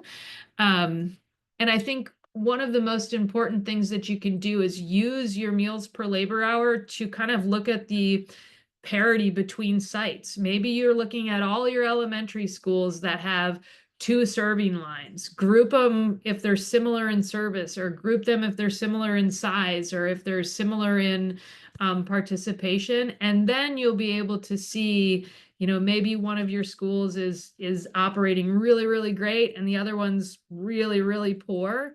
Maybe then you can switch staff around, but you want to make sure how you're grouping them and how you're comparing them makes sense. Maggie, I see you have a question. Do you adjust the targets based on participation or grade level? I hope I just answered your question in that. So it's really whatever works best for you and whatever makes the most sense. You know, the analogy I said earlier, where I had that one school that had 4 serving lines and we're serving like 2,500 kids, there wasn't ever another school that I could compare that to see if we were operating, you know, within a certain range. And at the end of the day, we were operating from 10:30 to 2, which was the limit in Texas. That's as early as you could start. It might have been 10 o'clock, but I thought that was too early. Yeah, so like that's pretty much as early as we could start, and it's literally as late as we could go. So my hands were tied in that area. And those are the things that you kind of want to think about in terms of, you know, evaluating meals per labor hour. You've got to figure out what works best for you. Okay. So again, we talked about labor cost tools. You can see on the screen, this is part of your position control worksheet. You can add different items in here. You can look at your number of positions, your total daily hours, your average daily breakfast, your average daily lunch. Here in this average daily breakfast column, on the spreadsheet, you'll put a formula in. It's either going to multiply it by 0.33 or 0.66, depending on what type of breakfast model you're doing. Lunch is going to be 1-to-1, and then your meal equivalence column is going to add those up and then factor in your meals per labor hour. All right, Graham, it looks like, Maggie, it looks like Graham responded to your question saying that they adjust based on the amount of meal equivalents per day and have some thresholds and adjust for high school versus elementary and middle school. Anybody want to discuss that more in depth? Yeah, that's how we do it as well. And I'm curious to see if that's kind of the standard for everybody or not. Yeah, it seems Thanks, that way. Graham. Okay, any other meals per labor hour questions or thoughts before we move on to the last pillar of expenses, which is other costs? Sure, I have some thoughts I can add. Yeah. It's a great tool, Mhm. but the other thing that we are working on is staff able to produce meals per labor hour, right? So you might have a number based on the participation, but then you have to evaluate staff. Are they meeting that? So it might not just be reduce someone or add someone, you know, so the total is a meal per labor hour based on the number of, you know, meals they're serving. But what is the staff able to do to produce those meals? And are there any opportunities to increase, you know, obviously participation and those type of things? Yeah, Rob, you bring up a really good point, is that sometimes you can look at this and you can say, man, what's going on over at such and such elementary? Like they're rocking it out. And I would encourage you, if you see that, to just go observe, see what's happening. And oftentimes you'll find you've got maybe a really high performing manager or a great staff that just get along and they're rocking it. So figure out what they're doing and try to replicate that maybe in some sites that aren't as efficient, or maybe it's a manager that's just crushing it. Maybe you could have that manager become a trainer. Maybe you can put that manager into a site that's not doing so well. So sometimes it's not about adding labor or reducing labor. Sometimes it's about getting the right people at the right site, you know, to train in that way too. Yeah, Claire says we find bottlenecks. Yeah, exactly. You can find out a lot just by looking. Now I know that visiting and kind of watching comes at a price, and sometimes everyone's, you know, their best performance when you're there. So I would encourage you to just pop in unannounced, and, you know, maybe get a better picture of what's really happening. Okay, great. Any other final questions or thoughts before we move on? Okay. Going on to other costs. So the final pillar of your expenditures, it's the last pillar of school food finance. And these costs typically make up anywhere between 10 and 20% of your total costs of the school food program. Here are some examples of other costs. So other costs really is just, it's a large catch-all for allowable non-food or labor costs. So this can include things like, you know, large equipment, small equipment, supplies, pots, pans, spoodles, utensils, smallwares, some utilities like natural gas, electricity, water, office supplies, technology, contracted services like maintenance, repairs, trash, composting, all of those kind of subsidiary things that it takes to run your business. As I said before, it also includes employee appreciation. So don't forget to appreciate the wonderful people that work for you every day and ensure the students receive those meals and excellent customer service.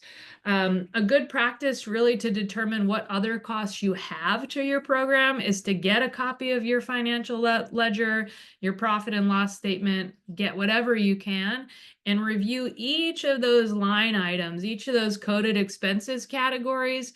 Ask the questions and really try to figure out, is this allowable? What's being charged? What am I paying for? Oftentimes you might be surprised that you're paying for maybe some janitors you didn't know you were paying for, or you're paying for something you didn't know. So I guarantee you, as soon as you start looking and you ask the questions, you gain that financial literacy, start asking the right people, you can take control of your program and your budget. Any final questions? I've got a break coming up. So it's 6:46, so we can take a short break, and then we're going to get into developing and managing a budget, and then we'll go into the master assessment spreadsheet. We'll have some individual work time, and then I'll be available to kind of pop in and ask you any questions or answer any questions you might have as you really get into your master assessment document, which will help you create your budget and know where you stand in terms of food costs and labor costs. So any questions before we take a short break? Okay. How many minutes do you all want? Is 10 minutes too long, too short?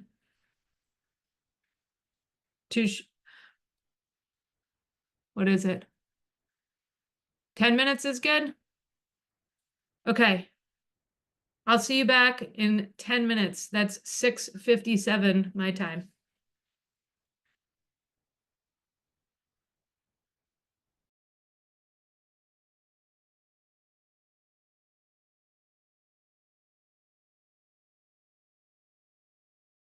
Welcome back, everybody. All right, welcome back. We are in the home stretch. I know that we have been talking about school food finance for the better half of 2 hours. I hope to have you out of here a little bit early. I know that, I'm a firm believer in working smart and not hard. And at the end of the day, sometimes you can feel like you really want to do something, but if your brain's just not in it, then you're working hard and not smart. So we're going to work with some numbers for this last half of this call. And it's totally okay to say, I'm like, this is not my time. And that's okay. So first and foremost, does anybody have any questions about anything we spoke about or went over up until now that I might be able to answer, or that maybe the group can help problem solve?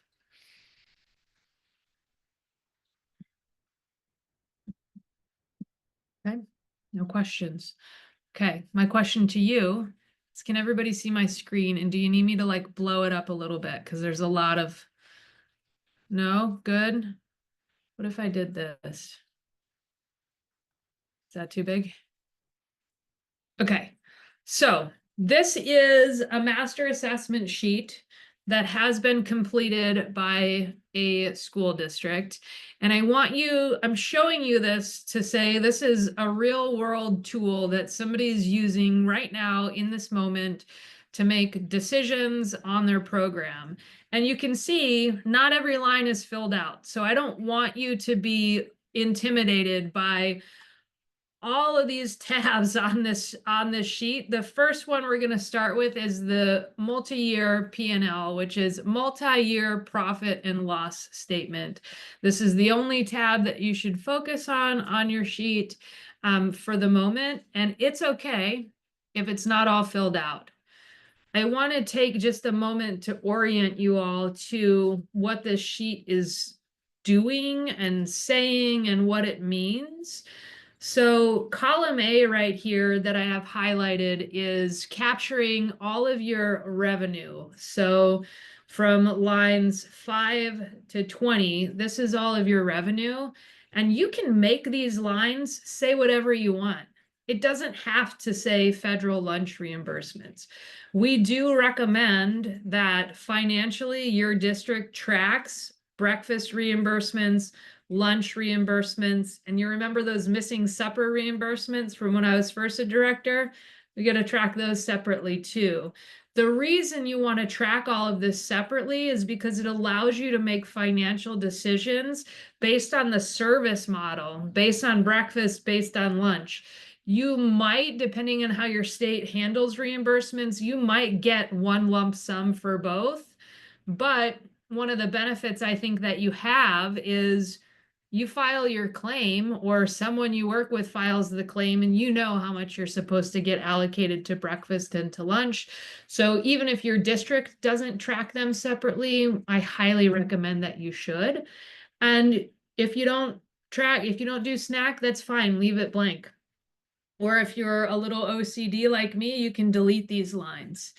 And that's okay too. So when it gets down to remember all those revenue streams that we discussed?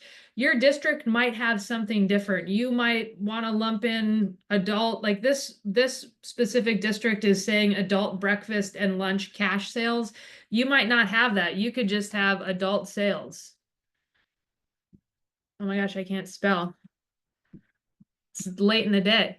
So you could just put adult sales here, or you could make this be anything that you want it to be. The important thing that I'll say is to make it work for you. And if you need to add lines, a little spreadsheet tip is add lines in the middle. You can highlight, if I highlight these 3 lines and I right click and I insert the rows, I can insert them above or below, it doesn't matter. But the rows that I inserted will automatically be included in formulas that calculate the total, like this orange box right here. They'll automatically be included. But if you added those rows at the bottom, you'd have to manually add them into the formula, and it gets a little weird. Does everybody understand that? It's okay if you don't. Where's my ones on spreadsheet friends? I'm going to show you all a trick that you might not know that helps me. I'm a really visual person, and it may be difficult to see, but I'm going to try to just blow it up really quick. This is a setting you have to change for Google Sheets specifically, but it works just by default in Excel.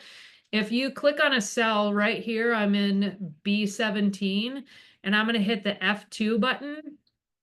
It'll highlight the calculation. So it'll highlight what's happening in the cell, and it'll also highlight, it comes in here too, right? So it comes at the top, but it just highlights everything above. And it's really helpful when you're trying to figure out what your formula is doing in that exact spreadsheet. So F2 is one of those things that I use all the time. Did anybody know that? Anybody do F2 a lot? Yes, no, helpful, not? Okay. All right. So we're talking about revenues up top, expenditures down below. What this sheet is going to do is it's going to calculate your total revenue. I'm hitting F2 right here, and you can see what it's doing for this specific formula is it's highlighting the boxes. Let me zoom in on that because this is actually the most helpful part of it. Is so I can click on this and you can see, you see this, how it's outlined in orange? That's telling me in this formula here that C5 through C15 are all going to be added up here, and C17 through C20 in purple are all added up. It makes a big difference when you have a significantly large formula that's taking cells from all over the place, just highlights them in a color. So visually you can look at your spreadsheet and you're like, oh, that makes total sense. These cells are adding together. And it's just much more helpful. Okay. At this time, I would like you all to pull up your master assessment spreadsheet that you worked on in preparation for this class, and then just give me a thumbs up when you have it. Graham's got a thumbs up. Dana's got a thumbs up. Daisha's got patience. All right. Claire's good. Okay. All right, I'm seeing mostly we've got thumbs up. Was everyone able to get access to the data, or did you use the spreadsheet that was completed? Alexis used the spreadsheet that was completed. Okay. What was your hardship in getting the data? Did they just say no, or were they too busy, or what happened there, out of curiosity? For me, we just have so many different departments involved in that. Yeah. So we have like a finance department, Mhm. and just to get the data is it's a whole runaround. Okay. It's not that it's like a straight up no, but it Yeah. just you ask one person, you get directed to another person type of thing. Yeah. Okay. I would encourage you to keep on asking for it. Once you get it, we can help you plug it into this sheet. And what's really neat about this sheet is it takes and it calculates your two main things that we've talked about. It calculates your labor as a percent of revenue. You can see something's wrong, clearly wrong here, at 290% labor, but I'm sure they flagged that. So it calculates your labor, and then it also calculates your food cost as a percent of revenue. And to orient you, these columns here, you've got what you budgeted and that what you actually spent. If I were to recommend to you, I would forget about what you budgeted on this first go around and just put your actuals in, because that's going to give you your actual food cost, your actual labor cost, and that's the starting point that you need. Once you have that information down and in this spreadsheet, and you can say with confidence, my food cost is 41% and my labor cost is 42%, then you can go back and you can figure out, okay, well, what was actually budgeted? And then you can say, oh, well, we budgeted $200,000 for food and we spent $500,000. I should increase that when I'm budgeting next year because we way overspent. So it just allows you to make those decisions, or at least have a starting point on what decision you want to think about or what you want to unpack. But the most important thing is looking at your actuals, because that's what you actually spent. That's the most important number there. Okay. So again, this is a completed spreadsheet that a district is actually using. When I scroll all the way down, let's just focus on, let me just do this. Let's just focus on column. Let me pick a good one that makes sense. Let's do column G right here. So the actuals, their federal reimbursements for lunch were $938,000. So almost $1 million in lunch. Their local reimbursements, they're in a state that subsidizes, it's universal free. So those state subsidies between the delta between the free and the paid students, they had $5,800 and some change in adult cash sales. Miscellaneous income, I'm not quite sure what they put here, but that would be a question I would ask, just out of curiosity. They've got federal grants, and you can see this person is actually on their finance team. So she's making a note, and this is really good to show you, is that the district who's using this, their finance department is using it. Now they're making notes of like, hey, this is in WinCap, which is their financial software. So again, that goes back to the financial literacy and the freedom that this can do. One of the things I'll call out is they're not tracking their commodities in this, so I would suggest that they do. But again, this sheet does total up what all of their revenue is for actual spend, which is a little over $1 million. And then this goes into their expenses. So going back to that position control discussion that we had, they're talking about their salaries, they're looking at their retirement separately, their health and their welfare. They've got 20,000 in other. See, and she made a comment here that's Social Security, and that's helpful so that, you know, the next person going in understands what's in that column, and you can do the same thing.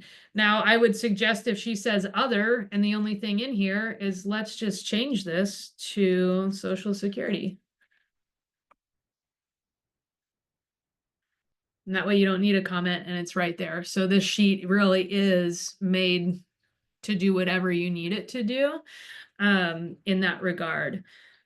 They are talking about here, their labor as a percent of revenue is 41%, which is pretty decent, a little low, if anything. And their food cost is 30%. That's also, I think, a little low. But again, if I were looking at this, I'd say their commodities are missing. That's something that I would ask a question about. I would also ask a question about overtime, since I know this district and I think they have got a little bit of overtime. So again, this allows you to understand what they're putting in and to ask those questions that, you know, I'm just assuming based on what's missing, but those are the questions you want to ask.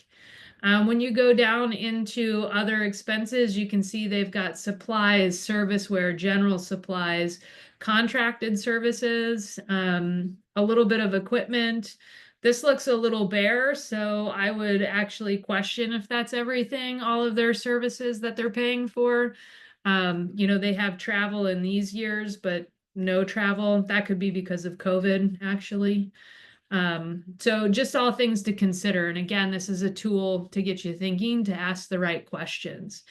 When we scroll all the way down, again, this is just the actual column. So that's what we're worried about. We're not concerned about the budget.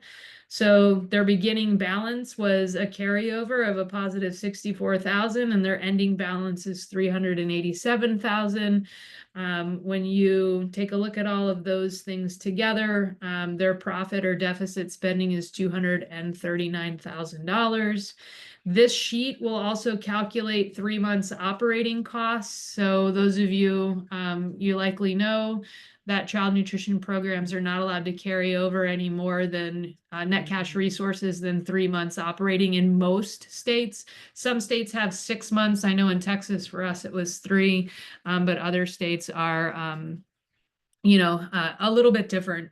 And that's just to make sure that you're not walking around with a huge pile of money that you're not spending and putting back into the program, because at the end of the day, whose money is it? It's the federal government's money. So they want to make sure that you are putting the money back into the program, and that's why that exists.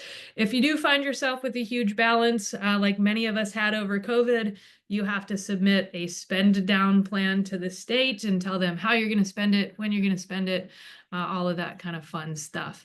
Well, Texas is 6 now. Great. You're getting with the times. Good. Okay. Any questions on this before I give you work time? And I'm going to make myself available. Maddie, can you put me, I don't know if I want to go into a breakout room or if you all feel comfortable sharing your screen and asking questions with the whole group. I do think there's benefit in discussion with the group.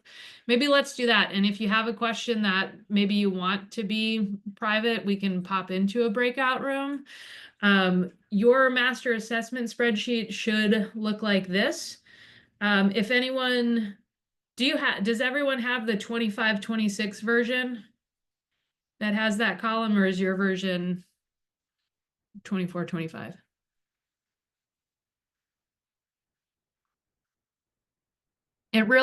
It's pretty much the same sheet, but the dates are updated and sometimes they can be a pain to update. So if you want, how about my this? version's 23-24.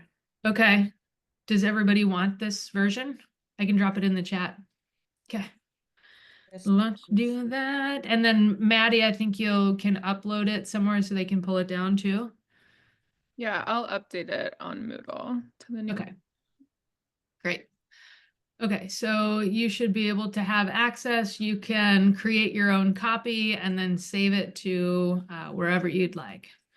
Let me just make sure anyone with the link is an editor. There you go. Okay, so once you refresh, make your own copy. If you use the previous sheet, there's nothing wrong with that. It's okay. You can change the dates. But this is what it'll look like blank. And what I want you to do for the next, let's say 20 minutes, is to go through and put all of your revenues into this document. If you've already done that, I'd love to take a look at it and go through line by line and answer any questions you might have. Does anybody have any questions or thoughts? Me. Yeah, let's hear it. What you got? So I have a another very similar Okay, spreadsheet sweet. that I would like you to look at and see Yeah. what you feel about it. It's completed for this year, and we do it year by year. We just add another tab for each year. Great. So if you want to take a look and see what you think. I'd love to. If you, however you're comfortable sharing, if you want to share your screen, you can take over. If you want to drop it in the chat, you can email it to me, whatever you want to do. I can stop sharing and then you should be able to start sharing. Is that right, Maddie? I believe so, but I can make you a host if you have trouble with it, Marie. Okay. Let me get my ducks in a row here. I'm in the hot seat now.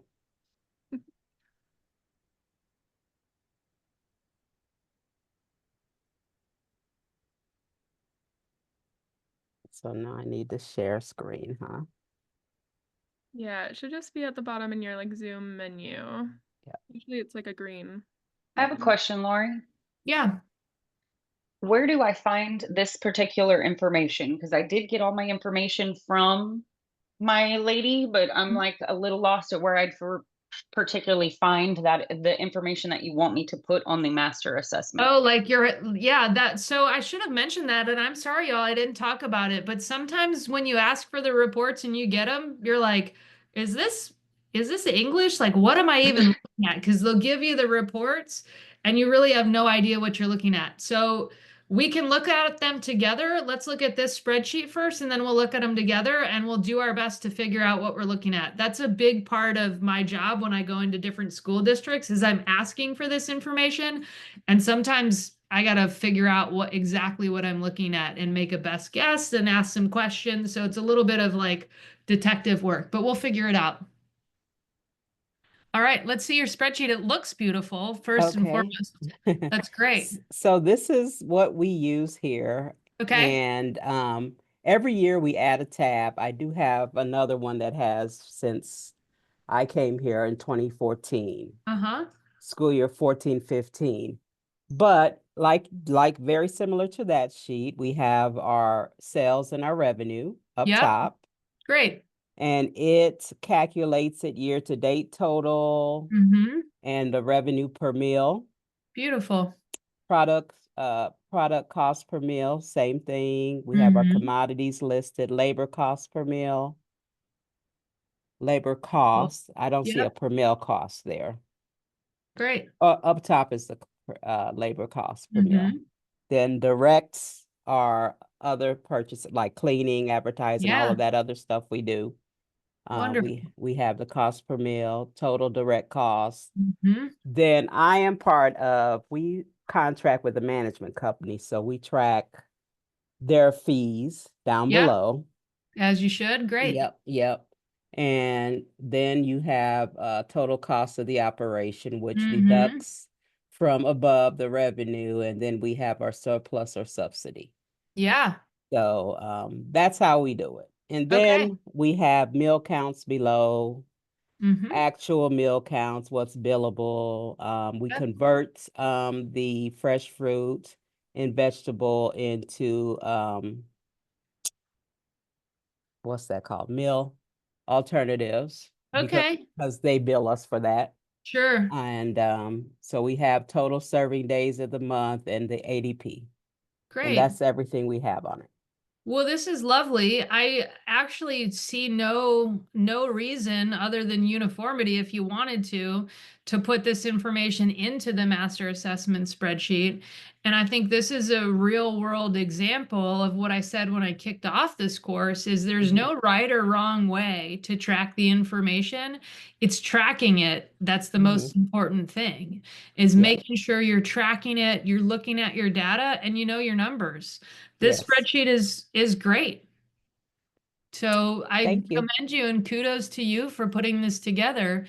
All right. So I don't have to recreate anything. No, I mean, I don't think so. You could as an exercise. I mean, it might be fun what year is this? You said 24, This 25? is this year. Yeah. Might be fun for you to put your actuals in column K of the master assessment spreadsheet and check formulas or make sure, you know, that everything's coming together the same way. And that might be Okay. a good exercise just as like a system of checks and balances just to do it. Maybe do Okay. that. Okay. Sound good? Yeah, sounds good. Great. Nice work. Okay. Thank you. Okay. So I can stop sharing? Yeah, sure. Let me figure out how to do that. You just, there's like, yeah, you found it. Okay. Okay. And again, while we're on the topic of, you know, right or wrong way, there isn't one. And I'm going to show you right now, you can see my screen. This is a food cost tracker that I did out of necessity when I first started, you know, my previous job. We had 3 campus locations in the Austin area, and I just broke them out. I broke my food cost out by campus. I figured out, you know, the days per month, the operating days, how many dollars per day based on the months we were in operation. And then I just tracked it by month, what we budgeted, what we spent. I could see very clearly like we're overspending in August, September, and October for the most part. That's really because you're building your inventory back up. Everybody knows that. And this isn't a pretty spreadsheet, but it was functional. And I think that's the most important thing, you know, I can say is there's no right or wrong way to do it. As long as you're doing it and you know where to look, that's the battle and that's the freedom, you know, with tracking your numbers. And you can pull up a spreadsheet. Nobody has to understand it but you. And that'll help you have the conversations that you need to have. All right, let's talk about your budget. Who was that said they got some budget reports and have no idea what you're looking at? I found what I was looking for. I needed to go over more. Okay, great. Oh, so you found it. Do you want to share with the group just to show? I think sometimes that's an issue, right? Is that you ask for these reports and they give you this report with a million line items and you're like, what is this code? I don't know what I'm looking It's at. like, well, and that there were so many Excel spreadsheets with like so many different tabs, and it's like multi-year profit and loss, eligibility overview, meal count, revenue tracker, revenue projections. I was like, oh, there it is. Yeah. I was Okay. like, it's in every different color. Okay. Well, as long as you're good, I think I'd like to take some of this time. I know I said 15 or 20 minutes a few minutes ago, but I was talking, but let's take the next maybe 20 minutes to work on your actual sheets. And I'd love to be available to screen share or help you all get your data in there. And what I hope between now and our next session is that you can walk away with knowing your food cost, knowing your labor cost, and then being able to project out or create a budget of what you think you're going to spend for the next year. Lori, I have a question. Of course. We make adjustments to our, but I think Rob was talking about like our budget is very fluid as well. And so we make adjustments. So when we're putting in our, like our estimated, do you want us to put in like our original or like what we updated it as we went? I would put your most current. Okay. Whatever you updated it to, I would put your most current. If you put your original, I think it's going to throw you off because when you think about thinking about your budget, you're thinking about it really early and you might throw out, you know, one number at a dartboard and then you come to the realization of like, oh, we're doing breakfast service different at this school or enrollment dropped and then you change it. So just do it with whatever the most current estimation is. Okay. Thank you. Yeah, of course. I have a question on budgets. Okay, great. So when you are creating your budget for the following school year, for your cost, what do you use to take into account for inflation? I know CPI, is that the best tool to use or? Yeah, I mean, most food service management companies will use the consumer price index and they've got some formula and they'll send you that statement. So I think that's fair to say. I was always taught to, like, in terms of, I started budgeting before you knew what the federal reimbursements were going to be the next year. So I always was conservative in meaning I would say, well, I think the federal reimbursements are going to increase 2%, but maybe they increase 2.5% or 3%. And that's better for me because I was conservative and say, oh, they're going to increase like a little bit. And then I'd build my budget on that. And then once the reimbursement rates come out, and I'm like, oh, I'm actually going to make more revenue than I thought because I, was conservative in my budget assumptions.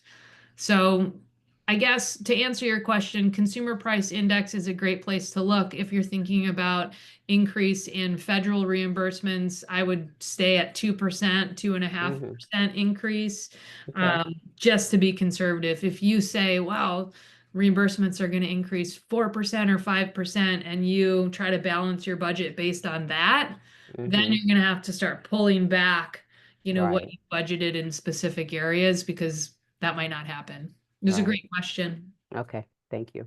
Yeah, of course.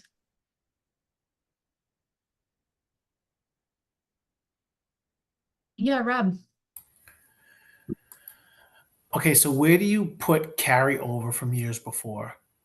Yeah, so great question. Your carryover is going to be calculated in the column of the year prior. So there is a formula in, let's see, it's lines like 60 and 61 on this, but it's beginning balance and ending balance. It'll automatically pull it from the previous column.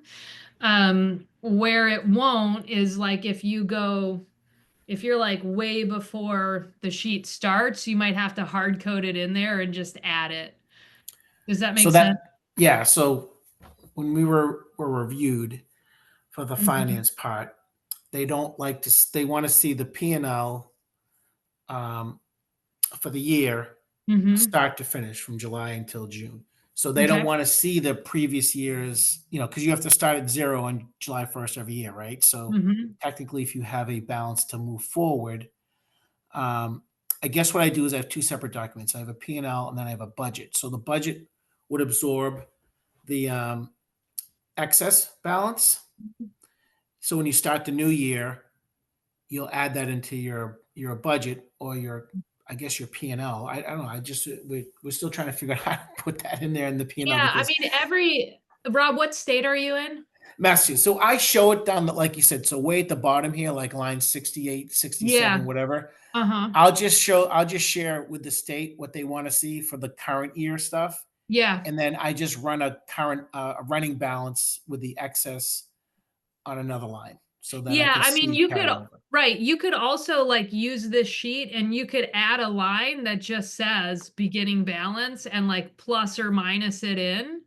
And at least like it would show if that's what they want to see. But the sheet should calculate it. But again, if they want to see it separately, I would just like hard code and add it in. Yeah, they don't even want to see it, I think. I guess they want to see it, but not on this particular sheet. So I think what I do is if I have excess at the end of the year, I put it into the budget for like capital projects, whatever I do. And then as you're going through the year and you're doing your P&L by month, you put in what you're spending. So then it will show, your starting balance is 0, and then based on reimbursements and stuff. But yeah, I've got to talk with them more about that because I was confused by that this year. I never heard that before until this year when I showed up there and they started talking about, the person who was reviewing, like, no, you got to show just, what the current year is, whether you make money or not. I said, yeah, I can do that, but I have a balance to carry over to do other stuff with. So anyways, it's just, that's some a great of the tricky stuff. Yeah, and it just goes to show like every state entity that's over school food programs is different. And quite frankly, it could even be nuanced to who your auditor is or who you spoke to at the agency. I found some pretty significant discrepancies in who I would speak with at the Texas Department of Ag.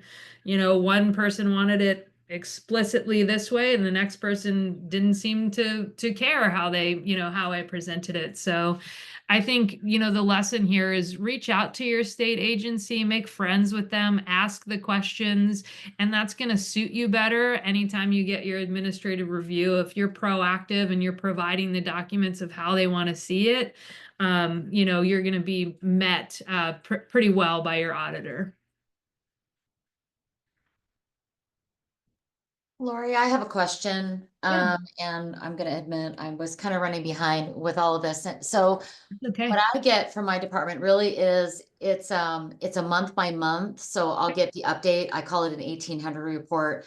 And so I'm just trying to figure out how to translate this here to the multi-year P&L. So is the intention of my actuals, so I have every single month of this year, but you're just saying, just put what I've got when I got the report of March, let's say, and I'm gonna just, this is a snapshot in time in terms of the actuals 24, 25. Is that what you're asking? Yeah, I think what you could do is you could do two things. So you could do a quick formula. Like, let's say you're just talking about March lunch.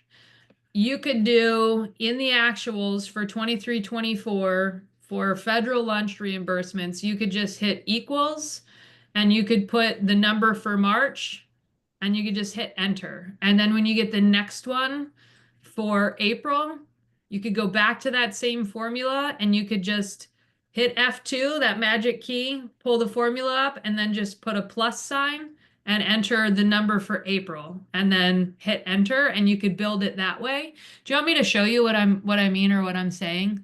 I think I know what you're, I think I know what you're saying. And what I'm just thinking is, I almost wonder if I can just enter in my own tab that comes from my department and just, do the kind of fit it in here. And so it automatically does the, I don't know, I got to think about that, how that would work. But anyway. I mean, you could do that too. So I have another spreadsheet where I track month to month that I think will help you.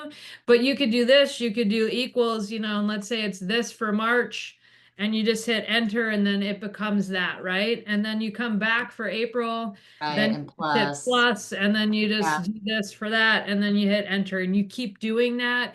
You'd have to know that this is March and this is April. So it gets a little kind of weird. You could make a comment for yourself. Also, this district that I showed you created something that I think you want. So they did it. See right there. Right. Yeah, they did it by month as well. So I'm happy to send you this tab or you can build one, but this is what they did too. So you could create a tab within this document that does it by quarter. There's nothing wrong with that. And again, no right or wrong way. If that's how you're doing your documents, do it. Okay, great. Thank you. Yeah, of course.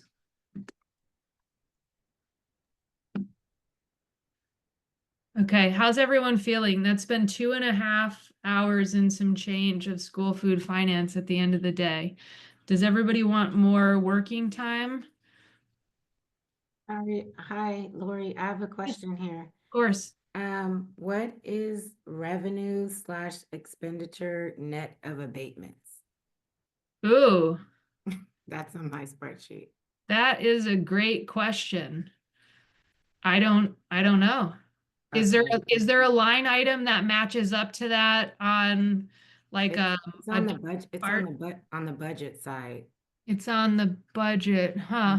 And it's a column, so there's an amount for each row that he has. So is it significant? Yeah, for some of the differences. Okay. I'll go back and ask my fiscal officer. Yeah, I would ask the question. There's nothing wrong with that. I haven't seen that one. That's a new one. Can you say it again? What's the line item say? Oh, you're on mute. Sorry, I was on mute. It's a column, and so there's an amount in each row, and it's revenue / expenditure net of abatements. Huh. Yeah, interesting. I would ask. Okay.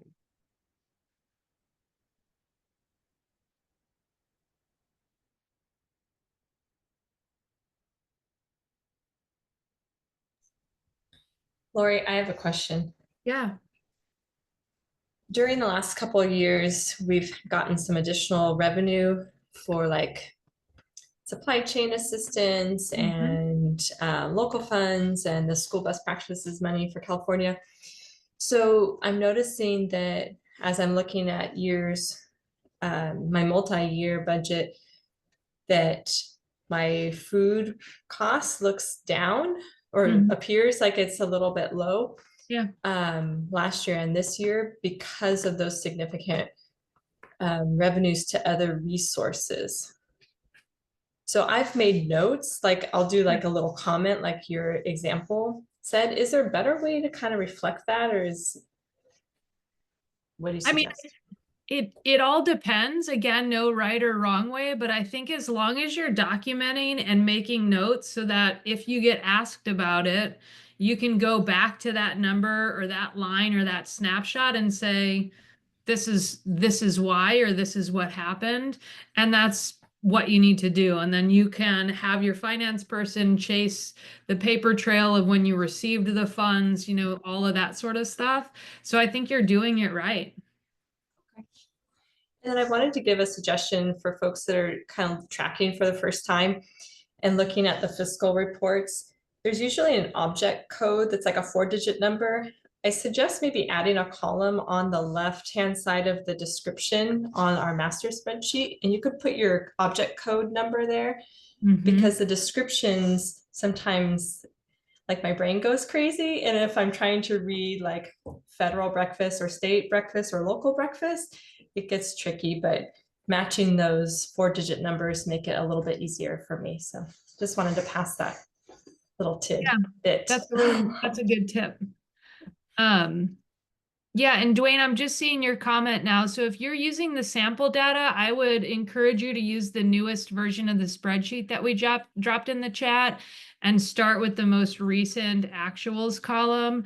And basically the exercise will just get you familiar with working within a spreadsheet and understanding the formulas and all of that sort of stuff to help you, you know, in the end goal is that you all would get this information from your districts and be able to figure out these two food and labor costs for you. So it'll just help you kind of navigate and understand what you're, you know, looking at.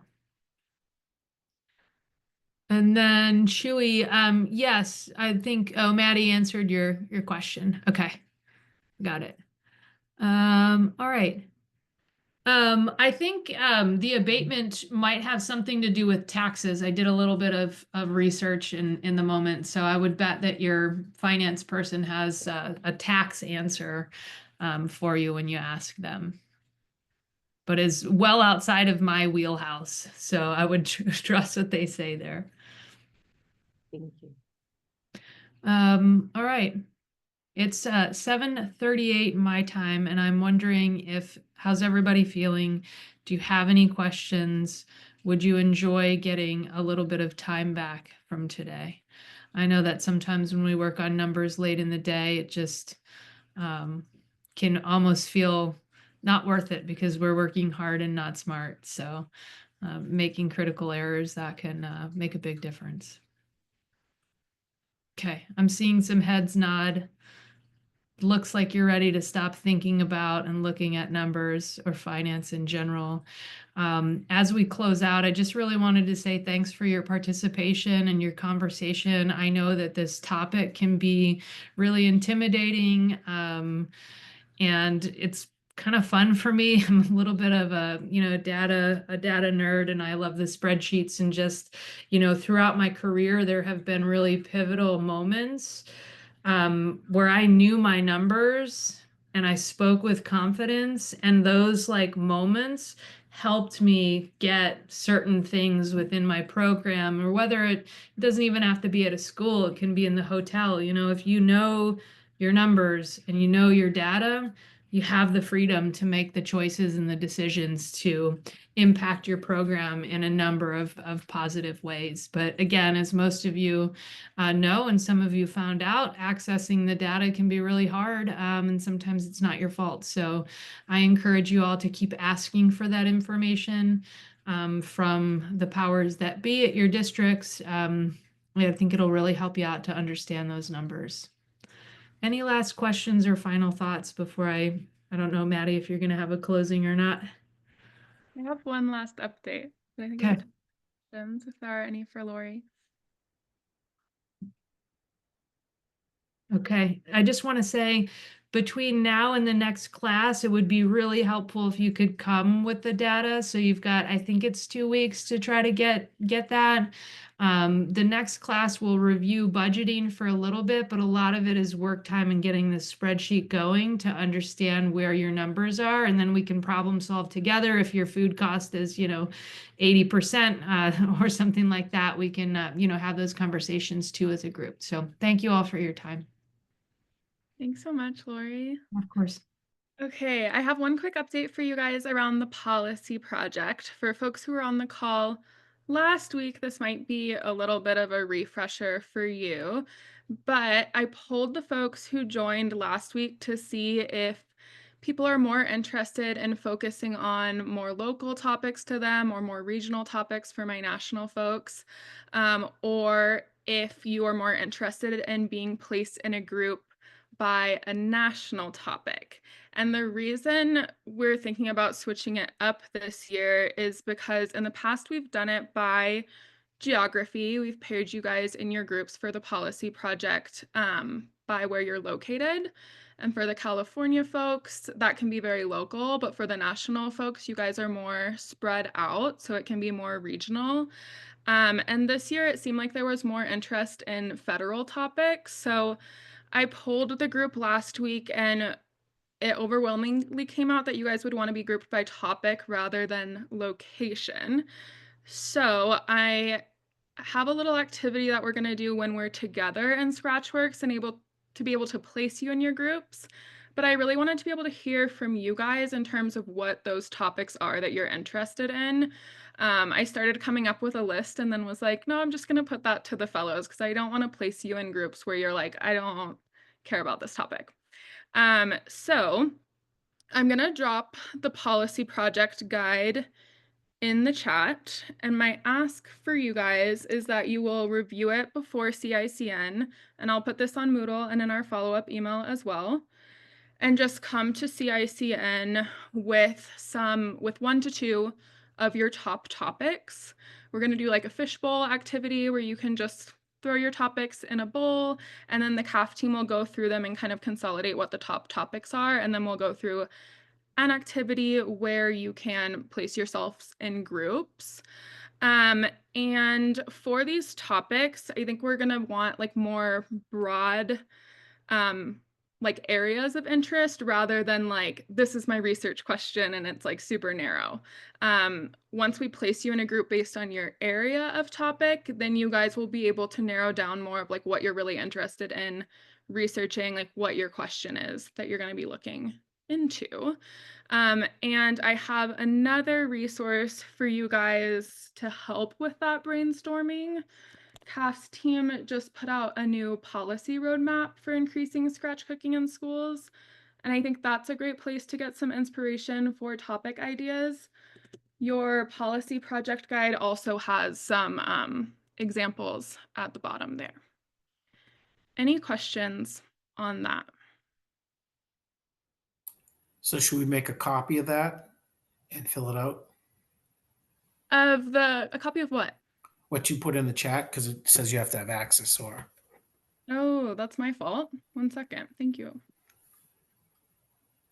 This is just like similar to your capstone guide. It's oh, it looks like many of you are in here. Rob, I don't know what's going on with you. You should be able to access with that link, Rob, but email me if you're still having trouble and I can send you like a hard copy or a. it says request access. So I can do that. Thank you. I don't know why it's giving you trouble. Because it's me. Any other questions? Okay.